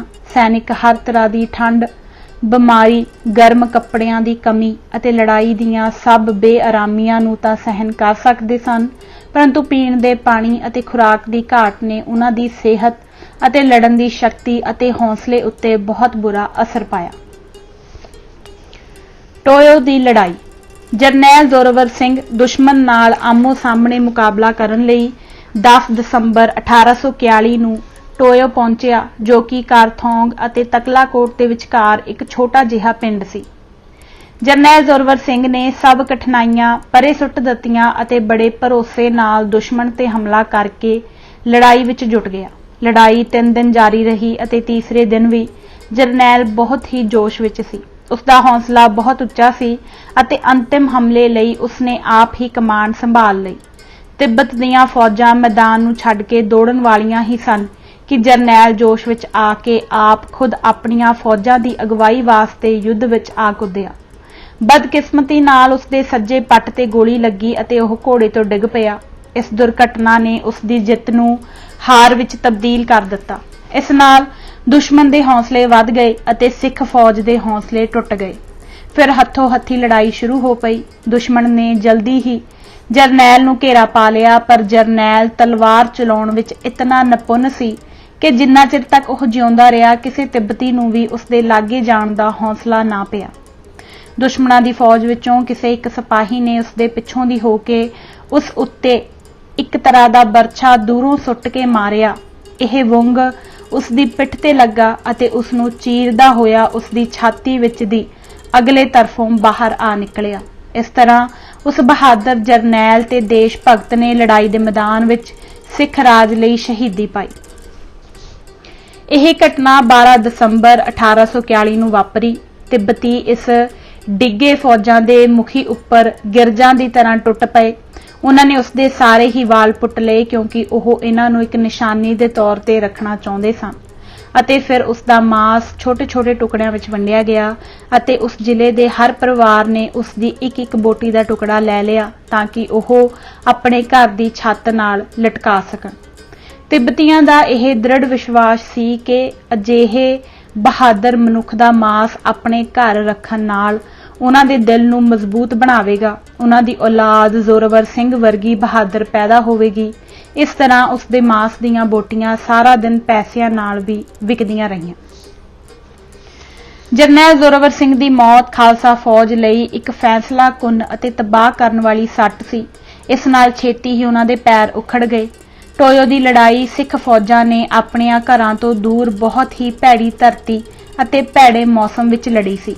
ਇਸ ਲੜਾਈ ਦਾ ਮੈਦਾਨ ਸਮੁੰਦਰ ਤੋਂ 15,260 ਫੁੱਟ ਦੀ ਉਚਾਈ ਤੇ ਸੀ। ਦਸੰਬਰ ਦੇ ਦਿਨਾਂ ਵਿੱਚ ਦਿਨ ਦਾ ਤਾਪਮਾਨ ਵੀ 0 ਡਿਗਰੀ ਫਾਰਨਹੀਟ ਕੋਈ 10 ਡਿਗਰੀ ਮਾਈਨਸ ਤੋਂ ਵੀ ਘੱਟ ਹੋਣਾ ਹੈ।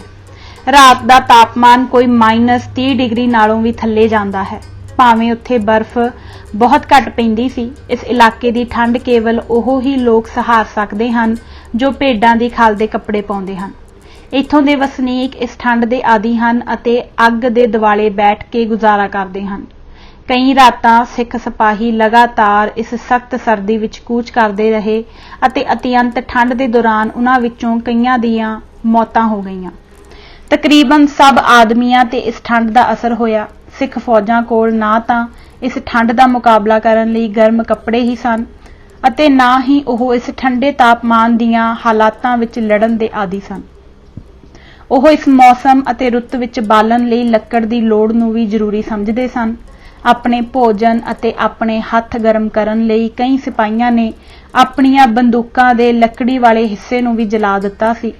ਇਸ ਮਾਰੂ ਠੰਡ ਦੇ ਕਾਰਨ ਬਹੁਤ ਸਾਰੇ ਸੈਨਿਕ ਬਰਫ਼ ਵਿੱਚ ਗਲ ਗਏ ਅਤੇ ਸਦਾ ਵਾਸਤੇ ਅੰਗਹੀਣ ਹੋ ਗਏ ਸਨ। ਆਖਰੀ ਲੜਾਈ ਦੇ ਦਿਨਾਂ ਵਿੱਚ ਅੱਧੇ ਤੋਂ ਜ਼ਿਆਦਾ ਸਿਪਾਹੀ ਆਪਣੇ ਹਥਿਆਰਾਂ ਨੂੰ ਵੀ ਚਲਾ ਨਹੀਂ ਸਨ ਸਕਦੇ। ਉਹਨਾਂ ਦੇ ਰਸਦ ਦੇ ਭੰਡਾਰ ਬਿਲਕੁਲ ਖਤਮ ਹੋ ਚੁੱਕੇ ਸਨ ਅਤੇ ਸਿਪਾਹੀ 2 ਦਿਨਾਂ ਤੱਕ ਬਗੈਰ ਖਾਣੇ ਦੇ ਲੜੇ। ਲੜਾਈ ਦੇ ਅਖੀਰਲੇ ਦਿਨ ਤੱਕ ਉਹ ਲਗਭਗ ਅੱਧੇ ਮਰ ਚੁੱਕੇ ਸਨ, ਪਰ ਫਿਰ ਵੀ ਉਹ ਬੜੀ ਬਹਾਦਰੀ ਨਾਲ ਲੜੇ। ਉਹ ਲੜਾਈ ਨੂੰ ਅਜੇ ਵੀ ਜਿੱਤ ਸਕਦੇ ਸਨ ਜੇਕਰ ਲੜਾਈ ਵਿੱਚ ਉਹਨਾਂ ਦਾ ਜਰਨੈਲ ਨਾ ਮਾਰਿਆ ਜਾਂਦਾ। ਸਿੱਖ ਫੌਜਾਂ ਲੜਾਈ ਦੇ ਮੈਦਾਨ ਚੋਂ ਘਬਰਾਹਟ ਨਾਲ ਭੱਜ ਨਿਕਲੀਆਂ, ਪਰ ਸਭ ਵਾਸਤੇ ਮੌਤ ਰਸਤੇ ਵਿੱਚ ਉਡੀਕ ਰਹੀ ਸੀ। ਤਿੱਬਤੀਆਂ ਨੇ ਉਹਨਾਂ ਦਾ ਪਿੱਛਾ ਨਾ ਕੀਤਾ ਅਤੇ ਆਪ ਮਰਿਆਂ ਹੋਇਆਂ ਨੂੰ ਲੁੱਟਣ ਅਤੇ ਕੈਦੀ ਬਣਾਉਣ ਵਿੱਚ ਰੁੱਝ ਗਏ। ਤਿੱਬਤੀ ਇਹ ਜਾਣਦੇ ਸਨ ਕਿ ਜਿਹੜੇ ਭੱਜ ਗਏ ਹਨ ਉਹ ਇਸ ਸਖਤ ਠੰਡ ਵਿੱਚ ਰਸਤੇ ਵਿੱਚ ਮਰ ਜਾਣਗੇ। ਜ਼ਖਮੀ ਸਿੱਖ ਸੈਨਾ ਦੇ ਸਿਪਾਹੀ ਜਿਹੜੇ ਲੜਾਈ ਦੇ ਮੈਦਾਨ ਵਿੱਚ ਰਹਿ ਗਏ ਸਨ, ਉਹਨਾਂ ਦੀ ਗਿਣਤੀ ਬਹੁਤ ਘੱਟ ਸੀ। ਜਿਨ੍ਹਾਂ ਨੇ ਹਥਿਆਰ ਸੁੱਟ ਦਿੱਤੇ ਅਤੇ ਦਇਆ ਲਈ ਪ੍ਰਾਰਥਨਾ ਕੀਤੀ, ਉਹਨਾਂ ਨੂੰ ਕੈਦੀ ਬਣਾ ਲਿਆ ਗਿਆ। ਕੈਦੀਆਂ ਨੂੰ ਤਿੱਬਤੀਆਂ ਨੇ ਪਸ਼ੂਆਂ ਵਾਂਗ ਬੁਰੀ ਤਰ੍ਹਾਂ ਕਤਲ ਕਰ ਦਿੱਤਾ। ਸਾਰੀ 6000 ਦੀ ਗਿਣਤੀ ਦੀ ਫੌਜ ਵਿੱਚੋਂ ਮੁਸ਼ਕਲ ਨਾਲ 1500 ਦੇ ਲਗਭਗ ਸੈਨਿਕ ਵਾਪਸ ਲਦਾਖ ਭੱਜ ਕੇ ਆਏ। ਕੇਵਲ 1000 ਸੈਨਿਕ ਕੈਦੀ ਬਣਾਏ ਗਏ ਅਤੇ ਬਾਕੀ ਮਾਰ ਦਿੱਤੇ ਗਏ। ਸੈਨਿਕਾਂ ਦੀਆਂ ਲਾਸ਼ਾਂ ਦੇ ਤਿੱਬਤੀਆਂ ਨੇ ਚੱਟਾਨਾਂ ਦੇ ਵਿਚਕਾਰ ਵੱਡੇ-ਵੱਡੇ ਢੇਰ ਬਣਾ ਦਿੱਤੇ ਅਤੇ ਜਾਂ ਉਹਨਾਂ ਨੂੰ ਦਰਿਆ ਵਿੱਚ ਸੁੱਟ ਦਿੱਤਾ। ਟੋਇਓ ਵਿੱਚ ਜਿਹੜੇ ਕੈਦੀ ਬਣਾਏ ਗਏ ਸਨ, ਉਹਨਾਂ ਵਿੱਚੋਂ ਮਸ਼ਹੂਰ ਆਦਮੀ ਹੇਠ ਲਿਖੇ ਸਨ। ਮੀਆਂ ਰਾਮ ਰਾਏ, ਡਿਪਟੀ ਕਮਾਂਡਰ ਇਨ ਚੀਫ, ਬਾਜ਼ਗੋ ਦਾ ਕਾਲੋਂ ਸੇਵੰਗ ਸਾਤਬਦਾਨ, ਮੌਰੋਪ ਸਟਾਂਜ਼ਨ, ਨੋਨੋ ਸਨਮ, ਚਸ਼ੌਟ ਦਾ ਰਾਜਾ ਗੁਲਾਮ ਖਾਂ, ਅਜੇ ਗੋਪ, ਸੁਕਾਰਦੂ ਦਾ ਪਹਿਲਾ ਰਾਜਾ ਅਹਿਮਦ ਸ਼ਾਹ ਅਤੇ ਉਸ ਦਾ ਪੁੱਤਰ ਅਲੀ ਮੁਹੰਮਦ।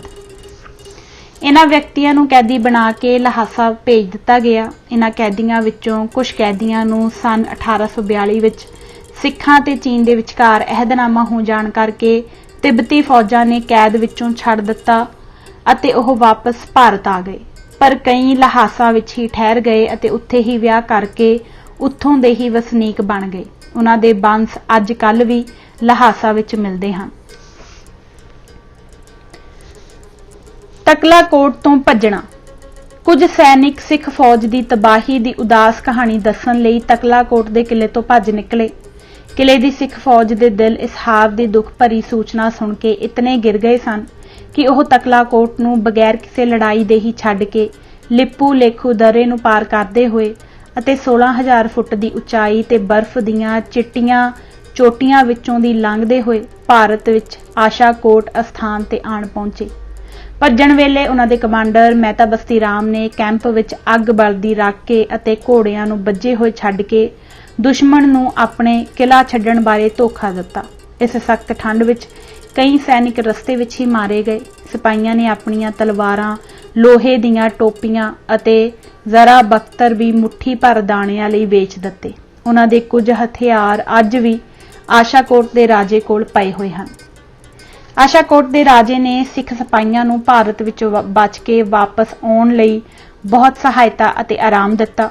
इस सहायता बदले मिस्टर ट्रायल ने 18 अक्तूबर 1842 विच राजा आशाकोट नूं एक प्रमाण पत्र भी दिता सी।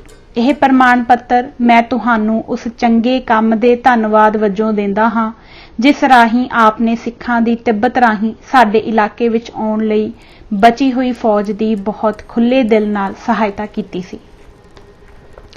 सिख फौजां जो तकलाकोट दे किले चों भज निकलियां सन, उन्हां दा तिब्बतियां ने पिछा ना कीता। अल्मोड़ा नूं आउण लई लिपू लेखू दर्रे नूं पार करदिआं उन्हां दे विचों अद्ध नालों ज़्यादा सैनिक बर्फ दे तोदिआं हेठां दब्बे गए जां सख्त ठंड नाल मर गए। उन्हां बचण वालिआं विचों बहु गिणती दे हत्थ पैर ही मारे गए। लगभग 1500 की कुल गिणती जिहड़ी तिब्बत तो सिद्धी लद्दाख पहुंची, उन्हां विचों मुश्किल नाल 100 सिख सिपाही सन अते बाकी दे लद्दाखी अते बाल्टी सन। सारे ही फौजी कमांडर जां तां मारे गए सन जां कैदी बना लए गए सन। सिख अते डोगरा कैदियां नाल वरताओ। राजे अहमद शाह ते उसदे पुत्तर नाल तिब्बतियां ने दया वाला वरताओ किया। तिब्बतियां ने उन्हां वल खास करके हमदर्दी विखाई, फिर भी ओह लहासा दी जेल विच कैदी दी हालत विच ही मर गया। सिख फौजां दा डिप्टी कमांडर इन चीफ मियां राय सिंह लहासा दी कैद विच कई साल रखिया गया। सिख दरबार दी बेनती ते भारत दे अंग्रेज गवर्नर जनरल ने तिब्बत दे अधिकारियां नाल उसदी रिहाई बारे गलबात करके उसनूं सन 1846 विच फिर वापस लै आंदा। नोनो सनम अते उसदे भरा सैवंग सातबदान जो कि बाजगो दा कालो सी नूं खास तौर ते सिखां दे दोस्त समझ के तिब्बतियां ने कतल किया। गुलाम खां नूं कुछ तिब्बतियां ने लुੱਟ मार अते मठां दी पवित्रता नूं भंग करन दे दोष विच बहुत तसीहे दिते अते उसनूं गर्म लोहे दीआं सीखां लाईआं गईआं।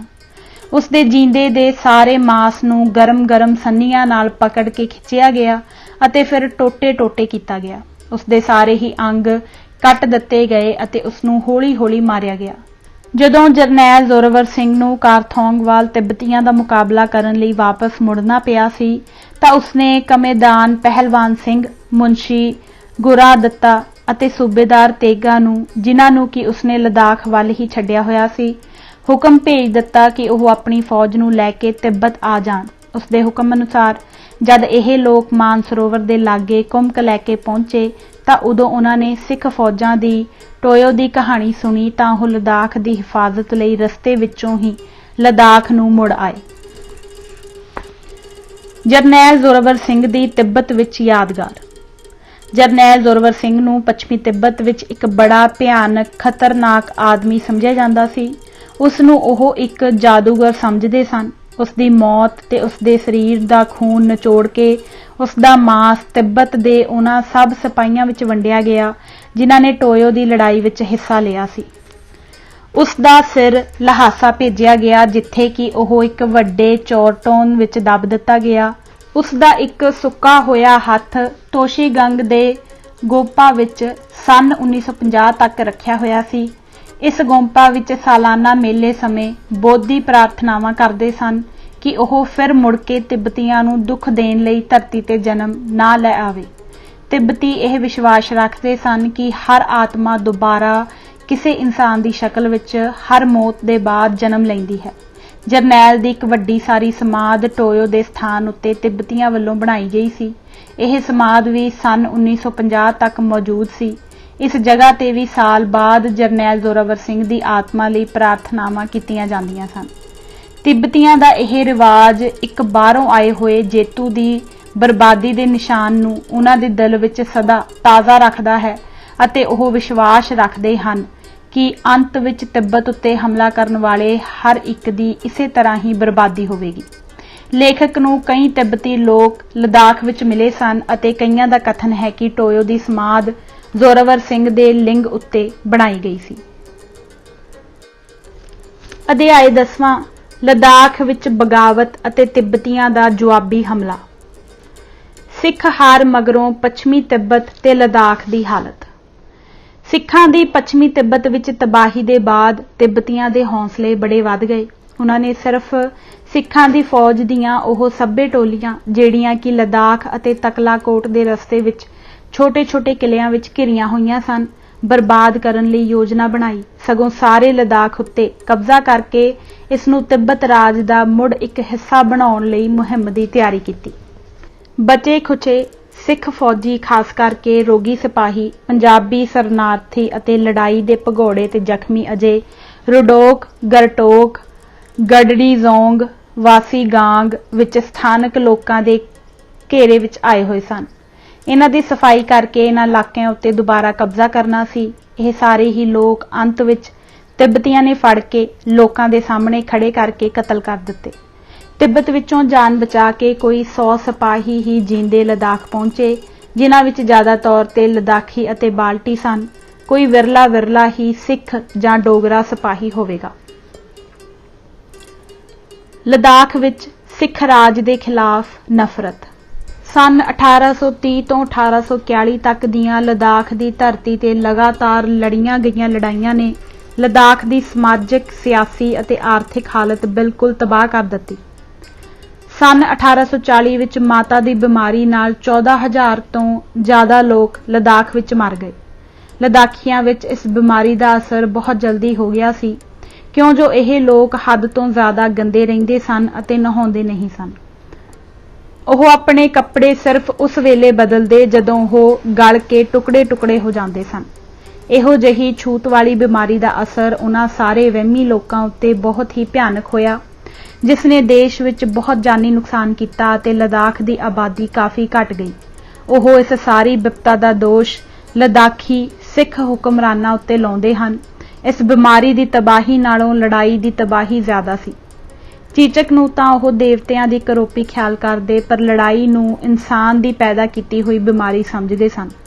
जदों इस नाल होईयां मौतां दा टाकरा लड़ाई की बेहद तबाही नाल करदे तां उन्हां नूं चीचक दा दुख भुल जांदा। ਜਿਹੜੇ लोग माता की बीमारी के हमले तो बचे ਉਹ लड़ाई विच मारे गए।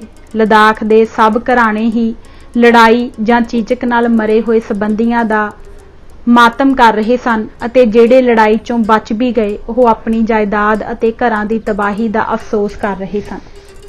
इन्हां लड़ाइयां ते माता की बीमारी नाल 15,000 लद्दाखी मरे अते तकरीबन 4,000 मुसलमान लद्दाख नूं छड्ड के बल्तिस्तान नूं चले गए सन।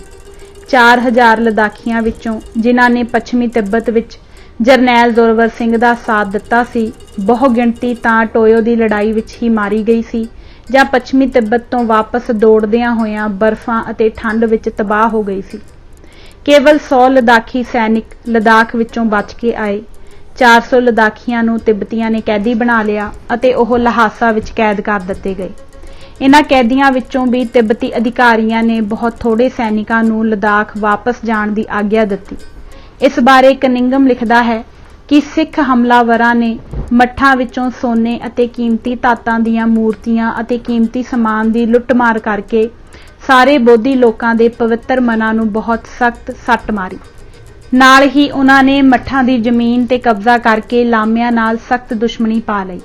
इस सख्त बेअदबी ਨੂੰ ਤਿੱਬਤੀ ਸਹਾਰ ਨਾ ਸਕੇ ਅਤੇ ਉਹਨਾਂ ਦੀ 3/4 ਤੋਂ ਵੱਧ ਗਿਣਤੀ ਆਪਣੀ ਜਨਮ ਭੂਮੀ ਨੂੰ ਹਮੇਸ਼ਾ ਲਈ ਛੱਡ ਕੇ ਤਿੱਬਤ ਦੀਆਂ ਮੱਠਾਂ ਵਿੱਚ ਜਾ ਕੇ ਵਸ ਗਈ। ਮੱਠਾਂ ਤੋਂ ਮਿਲੀ ਹੋਈ ਜ਼ਮੀਨ ਨੂੰ ਸਾਰੇ ਲਦਾਖ ਵਿੱਚ ਸ਼ਾਮਲਾਤ ਖਾਲਸਾ ਦੇ ਨਾਮ ਤੇ ਪੁਕਾਰਿਆ ਜਾਣ ਲੱਗਾ। ਕਨਿੰਗਮ ਨੇ ਇਹ ਗਿਣਤੀ ਮੂਰਕ੍ਰਾਫਟ ਦੀ ਲਿਖਤ ਤੋਂ ਲਈ ਹੈ।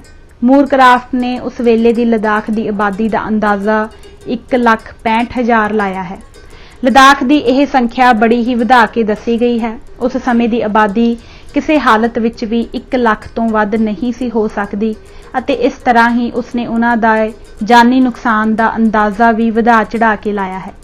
ਇਹ ਸਭ ਦੋਸ਼ ਸਿੱਖ ਰਾਜ ਦੇ ਖਿਲਾਫ ਦੁਨੀਆ ਵਿੱਚ ਨਫ਼ਰਤ ਫੈਲਾਉਣ ਵਾਸਤੇ ਅਤੇ ਸਿੱਖਾਂ ਦੇ ਨਾਂ ਨੂੰ ਧੱਬਾ ਲਾਉਣ ਵਾਸਤੇ ਵਧਾ ਕੇ ਦੱਸੇ ਗਏ ਹਨ।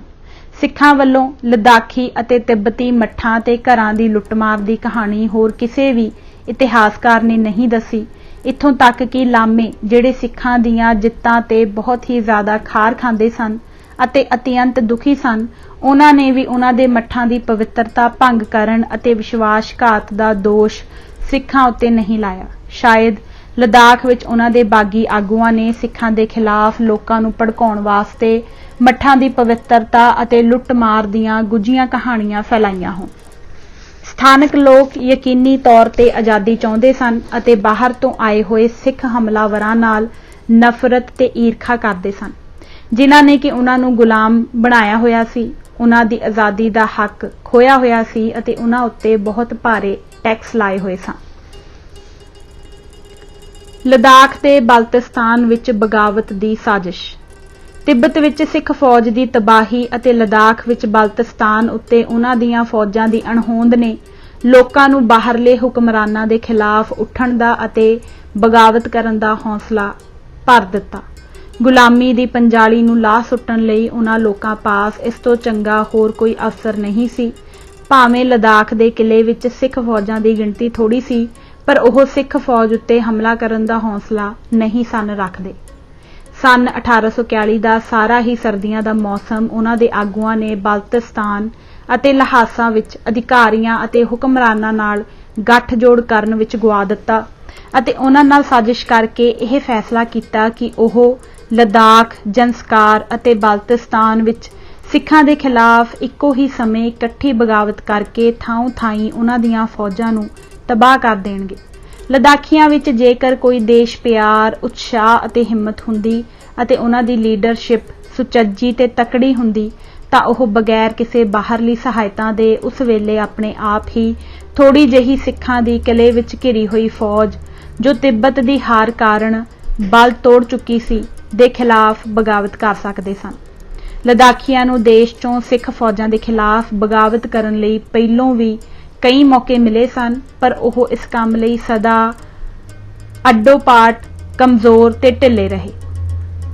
ਸੰਨ 1841 ਦੇ ਸਰਦੀਆਂ ਦੇ ਮਹੀਨੇ ਵਿੱਚ ਉਹਨਾਂ ਨੇ ਸਿੱਖ ਫੌਜਾਂ ਨੂੰ ਤਬਾਹ ਕਰਨ ਦਾ ਮੌਕਾ ਹੱਥੋਂ ਗਵਾ ਲਿਆ ਸੀ, ਜਦੋਂ ਕਿ ਲਦਾਖ ਵਿੱਚ ਸਿੱਖ ਫੌਜਾਂ ਦੀ ਗਿਣਤੀ ਬਹੁਤ ਥੋੜੀ ਸੀ ਅਤੇ ਉਹ ਉਸ ਸਮੇਂ ਬਾਹਰੋਂ ਹੋਰ ਫੌਜੀ ਕੁਮਕ ਨਹੀਂ ਸਨ ਮੰਗਵਾ ਸਕਦੇ, ਕਿਉਂ ਜੋ ਸਖਤ ਸਰਦੀ ਦੇ ਕਾਰਨ ਜੰਮੂ ਅਤੇ ਕਸ਼ਮੀਰ ਜਾਣ ਵਾਲੇ ਸਾਰੇ ਹੀ ਰਸਤੇ ਬੰਦ ਹੋ ਗਏ ਸਨ।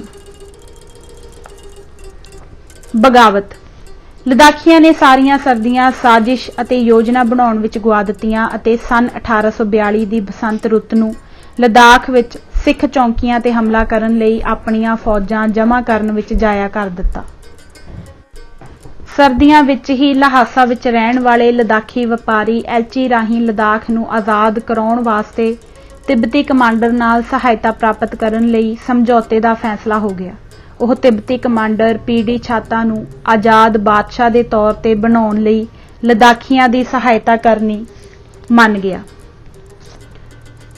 ਤਿੱਬਤੀ ਫੌਜ ਦਾ ਲਦਾਖ ਵਿੱਚ ਦਖਲ। ਅਪ੍ਰੈਲ 1842 ਵਿੱਚ ਤਿੱਬਤੀ ਕਮਾਂਡਰ ਨੇ 3000 ਸਿਪਾਹੀਆਂ ਦੀ ਫੌਜ ਨਾਲ ਲਦਾਖ ਉੱਤੇ ਧਾਵਾ ਬੋਲ ਦਿੱਤਾ। ਇਸੇ ਸਮੇਂ ਦੇ ਦੌਰਾਨ ਸੇਵੰਗ ਰਫਤਾਨ ਨੂੰ ਸਿੱਖਾਂ ਦੇ ਖਿਲਾਫ ਨੁਬਰਾ ਅਤੇ ਪੀਐਨ ਦੇ ਇਲਾਕੇ ਵਿੱਚੋਂ ਸਥਾਨਕ ਲਦਾਖੀ ਫੌਜੀ ਦਸਤੇ ਭਰਤੀ ਕਰਨ ਲਈ ਨਿਯਤ ਕੀਤਾ।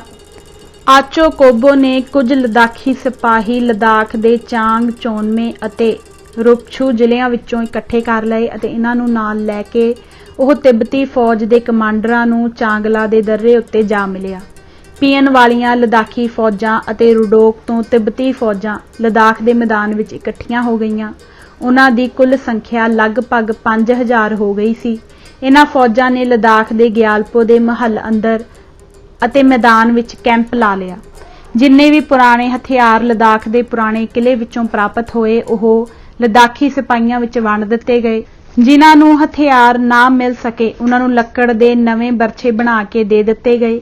ਜਗਮਸਤ ਨਮਗੀਅਲ, ਜਿਸ ਨੂੰ ਸੰਨ 1840 ਵਿੱਚ ਉਸਦੇ ਬਾਬਾ ਟੰਡਪ ਨਮਗੀਅਲ ਦੇ ਮਰਨ ਦੇ ਬਾਅਦ ਜਰਨੈਲ ਜ਼ੋਰਾਵਰ ਸਿੰਘ ਨੇ ਲਦਾਖ ਦਾ ਨਾਮ ਮਾਤਰ ਰਾਜਾ ਬਣਾਇਆ ਸੀ, ਲਦਾਖੀਆਂ ਨੇ ਉਸ ਨੂੰ ਲਦਾਖ ਦਾ ਆਜ਼ਾਦ ਅਤੇ ਪੂਰਨ ਤਾਕਤ ਵਾਲਾ ਰਾਜਾ ਹੋਣ ਦਾ ਐਲਾਨ ਕਰ ਦਿੱਤਾ। ਲਦਾਖ ਵਿੱਚ ਸਿੱਖ ਫੌਜ। ਲਦਾਖ ਵਿੱਚ ਸਿੱਖ ਫੌਜਾਂ ਦੀ ਕੁੱਲ ਗਿਣਤੀ ਉਸ ਵੇਲੇ ਕੇਵਲ 500 ਤੋਂ ਵੱਧ ਨਹੀਂ ਸੀ। ਲਦਾਖ ਵਿੱਚ ਸਿੱਖ ਫੌਜ ਦੋ ਭਾਗਾਂ ਵਿੱਚ ਵੰਡੀ ਹੋਈ ਸੀ। ਥਾਣੇਦਾਰ ਮਗਨਾ ਦੀ ਅਗਵਾਈ ਥੱਲੇ ਇੱਕ ਫੌਜੀ ਦਸਤਾ ਲਦਾਖ ਦੇ ਕਿਲੇ ਦੀ ਹਿਫਾਜ਼ਤ ਲਈ ਅਤੇ ਅੰਦਰ ਦੇ ਮੋਰਚਿਆਂ ਦੀ ਰੱਖਿਆ ਲਈ ਨਿਯਤ ਕੀਤਾ ਹੋਇਆ ਸੀ ਤੇ ਦੂਸਰਾ ਭਾਗ ਕੁਮੇਦਾਨ ਪਹਿਲਵਾਨ ਦੀ ਅਗਵਾਈ ਥੱਲੇ ਅੱਜ ਕੱਲ੍ਹ ਦੇ ਲਦਾਖ ਦੇ ਨਜ਼ਦੀਕ ਵਾਲੇ ਬਾਗਾਂ ਵਿੱਚ ਕੈਂਪ ਲਾਈ ਬੈਠਾ ਸੀ। ਇਹ ਕੈਂਪ ਖੁੱਲੀ ਜਗ੍ਹਾ ਉੱਤੇ ਹੋਣ ਕਰਕੇ ਰੱਖਿਆ ਦੇ ਪ੍ਰਬੰਧ ਲਈ ਠੀਕ ਜਗ੍ਹਾ ਉੱਤੇ ਨਹੀਂ ਸੀ। ਬਾਹਰੋਂ ਬਹੁਤ ਸੰਖਿਆ ਵਿੱਚ ਤਿੱਬਤੀ ਧਾੜਵੀ ਫੌਜ ਦੇ ਪਹੁੰਚਣ ਨਾਲ ਲਦਾਖ ਵਿੱਚ ਇਸ ਸਿੱਖ ਫੌਜ ਦੀ ਹਾਲਤ ਬਹੁਤ ਹੀ ਗੰਭੀਰ ਹੋ ਗਈ। ਕੁਮੇਦਾਨ ਪਹਿਲਵਾਨ ਸਿੰਘ ਦੇ ਦਸਤੇ ਨੇ ਬਾਗ ਖਾਲੀ ਕਰ ਦਿੱਤੇ ਅਤੇ ਲਦਾਖ ਦੇ ਕਿਲੇ ਦੇ ਨਾਲ ਲੱਗਦੇ ਘੋੜਿਆਂ ਦੇ ਤਬੇਲਿਆਂ ਵਿੱਚ ਹੀ ਮੋਰਚੇ ਬਣਾ ਲਏ। ਇਸ ਤਰ੍ਹਾਂ ਸਿੱਖ ਫੌਜ ਨੇ ਲਦਾਖ ਵਿੱਚ ਬਚਾਓ ਦੀ ਲੜਾਈ ਵਾਸਤੇ ਚੰਗੇ ਪ੍ਰਬੰਧ ਕਰ ਲਏ ਅਤੇ ਨਵੀਂ ਮੋਰਚਾਬੰਦੀ ਤਿਆਰ ਕਰ ਲਈ। ਉਹਨਾਂ ਨੇ ਕਿਲੇ ਅਤੇ ਤਬੇਲੇ ਦਿਵਾਲੇ ਇੱਕ ਉੱਚੀ ਕੰਧ ਉਸਾਰ ਲਈ ਅਤੇ ਉਸ ਇਲਾਕੇ ਵਿੱਚ ਆਪਣੀ ਮੋਰਚਾਬੰਦੀ ਕਾਫੀ ਮਜ਼ਬੂਤ ਬਣਾ ਲਈ। ਕਿਲੇ ਵਿੱਚ ਉਹਨਾਂ ਨੇ 6 ਮਹੀਨੇ ਦੀ ਘੇਰੇ ਦੀ ਲੜਾਈ ਵਾਸਤੇ ਰਸਦ, ਘਾਹ, ਗੋਲੀ ਸਿੱਕਾ ਵੀ ਜਮ੍ਹਾਂ ਕਰ ਲਿਆ। ਇਸ ਤਰ੍ਹਾਂ ਸਿੱਖ ਫੌਜ ਨੇ ਤਿੱਬਤੀ ਤੇ ਲਦਾਖੀ ਫੌਜਾਂ ਦੇ ਹਮਲੇ ਤੋਂ ਬਚਣ ਲਈ ਆਪਣੀ ਪੂਰੀ ਤਰ੍ਹਾਂ ਤਿਆਰੀ ਕਰ ਲਈ। ਸਿੱਖ ਫੌਜ ਨੇ ਇਹ ਫੈਸਲਾ ਕਰ ਲਿਆ ਕਿ ਉਹ ਖਾਲਸਾ ਰਵਾਇਤਾਂ ਦੇ ਮੁਤਾਬਕ ਆਖਰੀ ਜਵਾਨ ਅਤੇ ਆਖਰੀ ਗੋਲੀ ਤੱਕ ਕਿਲੇ ਦੀ ਹਿਫਾਜ਼ਤ ਕਰਨਗੇ। ਇਹ ਫੈਸਲਾ ਗੁਰੂ ਗ੍ਰੰਥ ਸਾਹਿਬ ਦੇ ਅਖੰਡ ਪਾਠ ਮਗਰੋਂ ਅਰਦਾਸ ਰਾਹੀਂ ਕੀਤਾ। ਲਦਾਖ ਦੀ ਲੜਾਈ। ਲਦਾਖੀ ਅਤੇ ਤਿੱਬਤੀ ਫੌਜ ਨੇ ਕਿਲੇ ਅਤੇ ਤਬੇਲੇ ਨੂੰ ਘੇਰਾ ਪਾ ਲਿਆ ਅਤੇ ਉਹ ਸਮਝਦੇ ਸਨ ਕਿ ਸਿੱਖ ਫੌਜਾਂ ਭੁੱਖੀਆਂ ਮਰ ਕੇ ਆਪੇ ਹੀ ਹਥਿਆਰ ਸੁੱਟ ਦੇਣਗੀਆਂ ਅਤੇ ਲੜਾਈ ਤੱਕ ਨੌਬਤ ਹੀ ਨਹੀਂ ਆਵੇਗੀ। ਇਸ ਤਰ੍ਹਾਂ ਉਹਨਾਂ ਨੂੰ ਬਗੈਰ ਕਿਸੇ ਹਮਲਾ ਕਰਨ ਦੇ ਕਿਲੇ ਵਿੱਚ ਘੇਰੀ ਰੱਖਿਆ।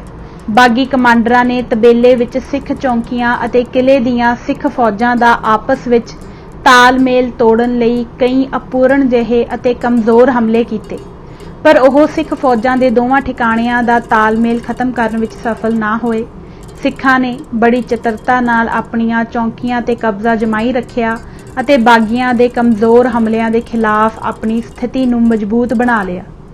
ਬਾਗੀਆਂ ਦੇ ਅਸਫਲ ਹਮਲਿਆਂ ਨੇ ਸਿੱਖ ਫੌਜ ਵਿੱਚ ਫਿਰ ਜੋਸ਼ ਭਰ ਦਿੱਤਾ ਅਤੇ ਉਹ ਹੁਣ ਆਪਣੀ ਦੁਬਾਰਾ ਜਿੱਤ ਦੇ ਸੁਪਨੇ ਵੇਖਣ ਲੱਗ ਪਏ। ਉੜਕ ਨੂੰ ਤਿੱਬਤੀਆਂ ਅਤੇ ਲਦਾਖੀਆਂ ਨੇ ਆਪਣੀਆਂ ਅਸਫਲ ਤੇ ਨਿਕੰਮੀ ਪਾਲਿਸੀ ਤੋਂ ਤੰਗ ਆ ਕੇ ਅੰਤ ਇਹ ਫੈਸਲਾ ਕੀਤਾ ਕਿ ਦੋਵਾਂ ਵੱਖ-ਵੱਖ ਪਾਸਿਆਂ ਤੋਂ ਕਿਲੇ ਅਤੇ ਤਬੇਲਿਆਂ ਉੱਤੇ ਇਕੱਠਾ ਹੀ ਇੱਕੋ ਹੀ ਸਮੇਂ ਭਰਪੂਰ ਹਮਲੇ ਲਈ ਰਾਤ ਦਾ ਸਮਾਂ ਨਿਯੁਕਤ ਕੀਤਾ ਜਾਵੇ। ਇਸ ਹਮਲੇ ਦੀ ਤਿਆਰੀ ਵਿੱਚ ਹੀ ਰਾਤ ਦਾ ਕਾਫੀ ਜ਼ਿਆਦਾ ਭਾਗ ਲੰਘ ਗਿਆ ਤੇ ਅੰਤ ਨੂੰ ਉਹਨਾਂ ਨੇ ਤੜਕਸਾਰ ਹਮਲਾ ਕਰ ਦਿੱਤਾ।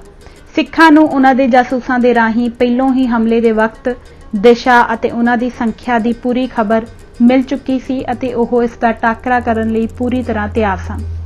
ਸਿੱਖਾਂ ਨੇ ਆਪਣੇ ਸਾਹਮਣੇ ਖੁੱਲੀ ਥਾਂ ਵਿੱਚੋਂ, ਜਿੱਥੋਂ ਦੀ ਕਿ ਦੁਸ਼ਮਣ ਖੁੱਲਾ ਮੈਦਾਨ ਪਾਰ ਕਰਕੇ ਉਹਨਾਂ ਉੱਤੇ ਹਮਲਾ ਕਰ ਸਕਦੇ ਸਨ, ਉਸ ਥਾਂ ਉੱਤੇ ਪਹਿਲੋਂ ਤੋਂ ਹੀ ਸੋਚੀ ਸਮਝੀ ਹੋਈ ਯੋਜਨਾ ਦੇ ਮੁਤਾਬਕ ਆਪਣੀਆਂ ਬੰਦੂਕਾਂ ਅਤੇ ਤੋਪਾਂ ਨਾਲ ਸਖਤ ਗੋਲਾਬਾਰੀ ਕੀਤੀ ਅਤੇ ਹਮਲਾ ਕਰਨ ਵਾਲਿਆਂ ਨੂੰ ਕਾਫੀ ਜਾਨੀ ਨੁਕਸਾਨ ਪਹੁੰਚਾਇਆ। ਉਹਨਾਂ ਨੂੰ ਮੂੰਹ ਦੀ ਖਾਣੀ ਪਈ। ਸਿੱਖਾਂ ਨੇ ਆਖਰਕਾਰ ਬੜੀ ਸਫਲਤਾ ਨਾਲ ਉਹਨਾਂ ਦੇ ਹਮਲੇ ਨੂੰ ਅਸਫਲ ਕਰ ਦਿੱਤਾ ਅਤੇ ਉਹ ਪਿੱਛੇ ਭੱਜਣ ਲਈ ਮਜਬੂਰ ਹੋ ਗਏ। ਇਸ ਨਾਲ ਤਿੱਬਤੀ ਅਤੇ ਲਦਾਖੀ ਸਿਪਾਹੀਆਂ ਵਿੱਚ ਅਤਿਅੰਤ ਘਬਰਾਹਟ ਫੈਲ ਗਈ। ਸਿੱਖ ਕਮਾਂਡਰਾਂ ਨੇ ਅਨੁਭਵ ਕੀਤਾ ਕਿ ਉਹਨਾਂ ਦੇ ਬਚਾਓ ਦਾ ਤੇ ਆਪਣੀ ਪਹਿਲੀ ਹਾਰ ਨੂੰ ਜਿੱਤ ਵਿੱਚ ਬਦਲਣ ਦਾ ਕੇਵਲ ਇੱਕੋ ਰਸਤਾ ਹੀ ਰਹਿ ਗਿਆ ਸੀ ਕਿ ਉਹ ਵੀ ਬੜੀ ਬਹਾਦਰੀ ਨਾਲ ਭੱਜਦੇ ਹੋਏ ਦੁਸ਼ਮਣ ਉੱਤੇ ਜਵਾਬੀ ਹਮਲਾ ਕਰਨ। ਕੁਟਲਿਆ ਦੇ ਕਥਨ ਅਨੁਸਾਰ ਹਮਲੇ ਵਾਲੀ ਲਾਟ ਉੱਤੇ ਪਤੰਗੇ ਦੀ ਤਰ੍ਹਾਂ ਦੁਸ਼ਮਣ ਉੱਤੇ ਟੁੱਟ ਪਵੇ ਤਾਂ ਹੀ ਕੋਈ ਫੈਸਲਾ ਹੋ ਸਕਦਾ ਹੈ। ਸਫਲਤਾ ਕੁਰਬਾਨੀ ਵਾਲੇ ਮਨੁੱਖਾਂ ਦੇ ਪੈਰ ਚੁੰਮਦੀ ਹੈ ਅਤੇ ਹਰ ਵੇਲੇ ਵੀ ਸ਼ਹਾਦਤ ਦਾ ਜਾਮ ਮਿਲਦਾ ਹੈ। ਭਾਵੇਂ ਸਿੱਖਾਂ ਦੀ ਫੌਜੀ ਸੰਖਿਆ ਸ਼ਤਰੂ ਨਾਲੋਂ ਬਹੁਤ ਘੱਟ ਸੀ, ਫਿਰ ਵੀ ਉਹਨਾਂ ਨੇ ਕਿਲੇ ਅਤੇ ਤਬੇਲਿਆਂ ਚੋਂ ਲਦਾਖੀਆਂ ਅਤੇ ਤਿੱਬਤੀਆਂ ਉੱਤੇ ਇੱਕੋ ਵੇਲੇ ਹੀ ਸਭ ਕੁਝ ਦਾਅ ਉੱਤੇ ਲਾ ਕੇ ਭਰਪੂਰ ਹਮਲਾ ਕਰ ਦਿੱਤਾ। ਇਹ ਵੇਖ ਕੇ ਦੁਸ਼ਮਣ ਦੰਗ ਰਹਿ ਗਿਆ ਅਤੇ ਇਸ ਅਚਾਨਕ ਹਮਲੇ ਨੇ ਤਿੱਬਤੀਆਂ ਅਤੇ ਲਦਾਖੀਆਂ ਦੇ ਪੈਰ ਹਿਲਾ ਦਿੱਤੇ ਅਤੇ ਉਹ ਕਾਫੀ ਜਾਨੀ ਨੁਕਸਾਨ ਉਠਾ ਕੇ ਮੈਦਾਨ ਵਿੱਚੋਂ ਭੱਜ ਨਿਕਲੇ। ਇਸ ਤਰ੍ਹਾਂ ਸਿੱਖਾਂ ਨੇ ਤਿੱਬਤੀ ਤੇ ਲਦਾਖੀ ਬਾਗੀਆਂ ਨੂੰ ਲਦਾਖ ਦੇ ਕਸਬੇ ਚੋਂ ਸੁਖਾਲਾ ਕੱਢ ਦਿੱਤਾ। ਸਿੱਖ ਕਿਲੇ ਅਤੇ ਤਬੇਲਿਆਂ ਵਿੱਚੋਂ ਤਲਵਾਰਾਂ ਧੂ ਕੇ ਭੱਜੇ ਜਾਂਦੇ ਦੁਸ਼ਮਣ ਤੇ ਟੁੱਟ ਕੇ ਪੈ ਗਏ ਅਤੇ ਲਦਾਖ ਨੂੰ ਘੇਰਾ ਪਾਉਣ ਵਾਲਿਆਂ ਦਾ ਬੜੀ ਬਹਾਦਰੀ ਨਾਲ ਪਿੱਛਾ ਕੀਤਾ। ਲੜਾਈ ਵਿੱਚ ਲਗਭਗ 3000 ਤਿੱਬਤੀ ਅਤੇ ਲਦਾਖੀ ਮਾਰੇ ਗਏ। ਇਸ ਸਖਤ ਲੱਕ ਤੋੜਵੀਂ ਹਾਰ ਨੇ ਹਮਲਾਵਰਾਂ ਦੇ ਹੌਸਲੇ ਢਾਹ ਦਿੱਤੇ ਅਤੇ ਅੱਗੇ ਤੋਂ ਉਹਨਾਂ ਨੇ ਸਿੱਖਾਂ ਦੇ ਖਿਲਾਫ ਲੜਾਈ ਲੜਨ ਦਾ ਹੌਸਲਾ ਛੱਡ ਦਿੱਤਾ। ਤਿੱਬਤੀ ਫੌਜਾਂ ਨੇ ਲਦਾਖ ਨੂੰ ਜਿੱਤਣ ਦਾ ਖਿਆਲ ਛੱਡ ਕੇ ਤਿੱਬਤ ਨੂੰ ਵਾਪਸ ਜਾਣ ਦਾ ਫੈਸਲਾ ਕਰ ਲਿਆ, ਕਿਉਂ ਜੋ ਤਿੱਬਤੀਆਂ ਅਤੇ ਲਦਾਖੀਆਂ ਵਿੱਚ ਫੁੱਟ ਪੈ ਚੁੱਕੀ ਸੀ। ਪੁਰੀਗ ਵਿੱਚ ਬਗਾਵਤ। ਪੁਰੀਗ ਵਿੱਚ ਵੀ ਦਰਾਸ ਦੇ ਰਾਜੇ ਨੂੰ ਛੱਡ ਕੇ ਬਾਕੀ ਸਾਰੇ ਛੋਟੇ-ਛੋਟੇ ਰਾਜਿਆਂ ਨੇ ਸਿੱਖਾਂ ਦੇ ਖਿਲਾਫ ਬਗਾਵਤ ਕਰ ਦਿੱਤੀ। ਦਰਾਸ ਦੇ ਰਾਜੇ ਨੇ ਇਸ ਬਗਾਵਤ ਵਿੱਚ ਕੋਈ ਹਿੱਸਾ ਨਾ ਲਿਆ ਅਤੇ ਆਪਣੇ ਰਾਜ ਵਿੱਚ ਪੂਰੀ ਤਰ੍ਹਾਂ ਸ਼ਾਂਤੀ ਅਤੇ ਕਾਨੂੰਨ ਕਾਇਮ ਰੱਖਿਆ। ਮੂਲਬੈਕ ਦੇ ਕਾਲੋਂ ਨੇ ਸਿੱਖਾਂ ਦੇ ਮੁਲਬੈਕ ਦੇ ਕਿਲੇ ਤੇ ਕਬਜ਼ਾ ਕਰ ਲਿਆ ਅਤੇ ਜਿੰਨੇ ਵੀ ਸਿੱਖ ਸਿਪਾਹੀ ਉੱਥੇ ਸਨ ਉਹਨਾਂ ਨੂੰ ਕੈਦੀ ਬਣਾ ਲਿਆ ਗਿਆ ਅਤੇ ਉਹਨਾਂ ਦੇ ਹੱਥ ਪੈਰ ਬੰਨ੍ਹ ਕੇ ਉਹਨਾਂ ਨੂੰ ਦਾਰਕਟ ਦੇ ਪੁਲ ਤੋਂ ਵਾਕਾਚੂ ਦਰਿਆ ਵਿੱਚ ਸੁੱਟ ਕੇ ਮਾਰ ਦਿੱਤਾ। ਪਸਰੀ ਖਾਰ ਤੇ ਚੋਬਰ ਖਾਰ ਦੇ ਕਿਲਿਆਂ ਅਤੇ ਬਾਕੀ ਛੋਟੀਆਂ-ਛੋਟੀਆਂ ਚੌਂਕੀਆਂ ਦੇ ਸਿੱਖ ਸਿਪਾਹੀਆਂ ਨੂੰ ਉੱਥੋਂ ਦੇ ਰਾਜੇ ਨੇ ਮੌਤ ਦੇ ਘਾਟ ਉਤਾਰ ਦਿੱਤਾ। ਸੌਦ ਦੇ ਰਾਜੇ ਨੇ ਵੀ ਘੱਟ ਨਾ ਗੁਜ਼ਾਰੀ। ਸੂਰੂਵਾਦੀ ਵਿੱਚ ਲੰਕਾਸਰ ਅਤੇ ਸੰਖੂ ਦੇ ਕਿਲਿਆਂ ਵਿੱਚ ਰਹਿ ਰਹੀਆਂ ਸਿੱਖ ਫੌਜਾਂ ਨਾਲ ਵੀ ਬਾਗੀਆਂ ਨੇ ਬਹੁਤ ਬੁਰੀ ਕੀਤੀ ਅਤੇ ਸਭ ਸਿਪਾਹੀਆਂ ਨੂੰ ਕਤਲ ਕਰ ਦਿੱਤਾ। ਪੁਸ਼ਕੂਮ ਦੇ ਰਾਜੇ ਨੇ ਪੁਸ਼ਕੂਮ ਵਿੱਚ ਫੌਜ ਨੂੰ ਬੰਦੀ ਬਣਾ ਲਿਆ ਅਤੇ ਕਿਲੇ ਵਿੱਚ ਬੰਦ ਕਰ ਦਿੱਤਾ। ਸਿੱਖਾਂ ਵੱਲ ਹਲੀਮੀ ਅਤੇ ਹਮਦਰਦੀ ਦਿਖਾਉਂਦਿਆਂ ਉਹਨਾਂ ਨੂੰ ਨਾ ਮਾਰਿਆ। ਉਸ ਨੂੰ ਲਦਾਖ ਵਿੱਚ ਸੱਦਿਆ ਗਿਆ ਅਤੇ ਗਿਆਲਪੋ ਵੱਲੋਂ ਧਮਕਾਇਆ ਵੀ ਗਿਆ, ਪਰ ਉਸਨੇ ਸਿੱਖਾਂ ਨਾਲ ਹਮਦਰਦੀ ਦਾ ਵਤੀਰਾ ਨਾ ਛੱਡਿਆ। ਸੰਨ 1842 ਦੇ ਮਾਰਚ ਦੇ ਅੰਤ ਤੱਕ ਪੁਰੀਗ ਦੀ ਸਿੱਖ ਹਕੂਮਤ ਦਾ ਤਖਤਾ ਬਾਗੀਆਂ ਨੇ ਉਲਟਾ ਕੇ ਆਪਣਾ ਰਾਜ ਕਾਇਮ ਕਰ ਲਿਆ। ਬਲਤਿਸਤਾਨ ਵਿੱਚ ਬਗਾਵਤ। ਸੁਕਾਰਦੂ ਦਾ ਰਾਜਾ ਅਹਿਮਦ ਸ਼ਾਹ, ਜਿਸ ਨੂੰ ਸੰਨ 1840 ਵਿੱਚ ਜਰਨੈਲ ਜ਼ੋਰਾਵਰ ਸਿੰਘ ਨੇ ਗੱਦੀ ਤੋਂ ਲਾ ਦਿੱਤਾ ਸੀ ਤੇ ਜਿਸ ਨੂੰ ਉਹ ਜ਼ਬਰਦਸਤੀ ਤਿੱਬਤ ਦੀ ਮੁਹਿੰਮ ਲਈ ਨਾਲ ਲੈ ਗਿਆ ਸੀ, ਉਸ ਨੂੰ ਟੋਯੋ ਦੀ ਲੜਾਈ ਵਿੱਚ ਤਿੱਬਤੀ ਫੌਜਾਂ ਨੇ ਕੈਦੀ ਬਣਾ ਲਿਆ ਸੀ। ਤਿੱਬਤੀਆਂ ਨੇ ਉਸ ਨੂੰ ਬਲਤਿਸਤਾਨ ਵਿੱਚ ਸਿੱਖ ਹਕੂਮਤ ਦੇ ਖਿਲਾਫ ਬਗਾਵਤ ਜਥੇਬੰਦ ਕਰਨ ਲਈ ਛੱਡ ਦਿੱਤਾ। ਅਹਿਮਦ ਸ਼ਾਹ ਨੇ ਆਪਣੇ ਐਲਚੀ ਉਸਤਰੰਗ ਕਰੀਮ ਰਾਹੀਂ ਸਿੱਖਾਂ ਦੇ ਖਿਲਾਫ ਬਗਾਵਤ ਫੈਲਾਉਣ ਲਈ ਸਿਗਾਰ ਦੇ ਰਾਜਾ ਕਾਚੂ ਹੈਦਰ ਖਾਂ ਅਤੇ ਸੁਕਾਰਦੂ ਦੇ ਰਾਜਾ ਨਾਲ ਵੀ ਗੱਠਜੋੜ ਕੀਤਾ। ਇਹਨਾਂ ਤਿੰਨਾਂ ਰਾਜਾ ਦੀਆਂ ਜਾਸੂਸਾਂ ਨੇ ਬਗਾਵਤ ਦੀ ਸੂਚਨਾ ਬਲਤਿਸਤਾਨ ਵਿੱਚ ਫੈਲਾ ਦਿੱਤੀ। ਉਹਨਾਂ ਦੇ ਯਤਨਾਂ ਦੇ ਨਤੀਜੇ ਵਜੋਂ ਰੋਂਦੂ ਦਾ ਰਾਜਾ ਅਲੀ ਖਾਨ, ਖਪਾਲੂ ਦਾ ਰਾਜਾ ਦੌਲਨ ਖਾਨ, ਕਿਰੀਜ਼ ਦਾ ਰਾਜਾ ਖੁਰਮ ਖਾਨ ਸਿੱਖਾਂ ਦੇ ਖਿਲਾਫ ਬਗਾਵਤ ਵਿੱਚ ਮਿਲ ਗਏ। ਸੁਕਾਰਦੂ ਦੇ ਸਿੱਖ ਕਮਾਂਡਰ ਥਾਣੇਦਾਰ ਭਗਵਾਨ ਸਿੰਘ ਅਤੇ ਉਸ ਦੀਆਂ ਫੌਜਾਂ ਬਾਗੀਆਂ ਵੱਲੋਂ ਬੰਦੀ ਬਣਾ ਲਈਆਂ ਗਈਆਂ। ਬਾਗੀਆਂ ਨੇ ਸਰਕਾਰੀ ਭੰਡਾਰ, ਖਜ਼ਾਨੇ ਅਤੇ ਇਮਾਰਤਾਂ ਲੁੱਟ ਲਈਆਂ ਅਤੇ ਉਹਨਾਂ ਨੂੰ ਤਬਾਹ ਕਰ ਦਿੱਤਾ। ਕੈਦੀਆਂ ਨੂੰ ਨਿਆਲੀ ਜੇਲ੍ਹ ਵਿੱਚ ਕੈਦ ਕਰ ਦਿੱਤਾ ਗਿਆ।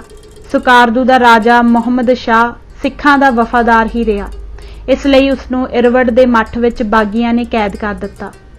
ਰਾਜਾ ਕਾਚੂ ਹੈਦਰ ਖਾਨ ਨੇ ਸੁਕਾਰਦੂ ਤੇ ਹਮਲਾ ਕਰਕੇ ਖਾਰਪੁੰਡੇ ਦੇ ਕਿਲੇ ਉੱਤੇ ਕਬਜ਼ਾ ਕਰ ਲਿਆ ਅਤੇ ਆਪਣੇ ਆਪ ਨੂੰ ਸੁਕਾਰਦੂ ਦਾ ਰਾਜਾ ਹੋਣ ਦਾ ਐਲਾਨ ਕਰ ਦਿੱਤਾ। ਹੈਦਰ ਖਾਨ ਵੀ ਨਾਗਰ ਤੋਂ 140 ਜਵਾਨਾਂ ਦਾ ਦਸਤਾ ਲੈ ਕੇ ਉਸ ਦੀ ਸਹਾਇਤਾ ਵਾਸਤੇ ਆ ਗਿਆ। ਇਸ ਫੌਜੀ ਦਸਤੇ ਦੀ ਅਗਵਾਈ ਨਾਸਰ ਦੇ ਵਜ਼ੀਰ ਸੁਜਾ ਨੇ ਕੀਤੀ। ਉਹ ਇੱਕ ਬੜਾ ਕਾਬਲ ਤੇ ਬਹਾਦਰ ਫੌਜੀ ਅਫਸਰ ਸੀ। ਸੋ ਅੱਜ ਅਸੀਂ ਇਹ ਕਿਤਾਬ ਪੰਨਾ ਨੰਬਰ 153 ਤੱਕ ਹੀ ਪੜਾਂਗੇ। ਵਾਹਿਗੁਰੂ ਜੀ ਕਾ ਖਾਲਸਾ, ਵਾਹਿਗੁਰੂ ਜੀ ਕੀ ਫਤਿਹ।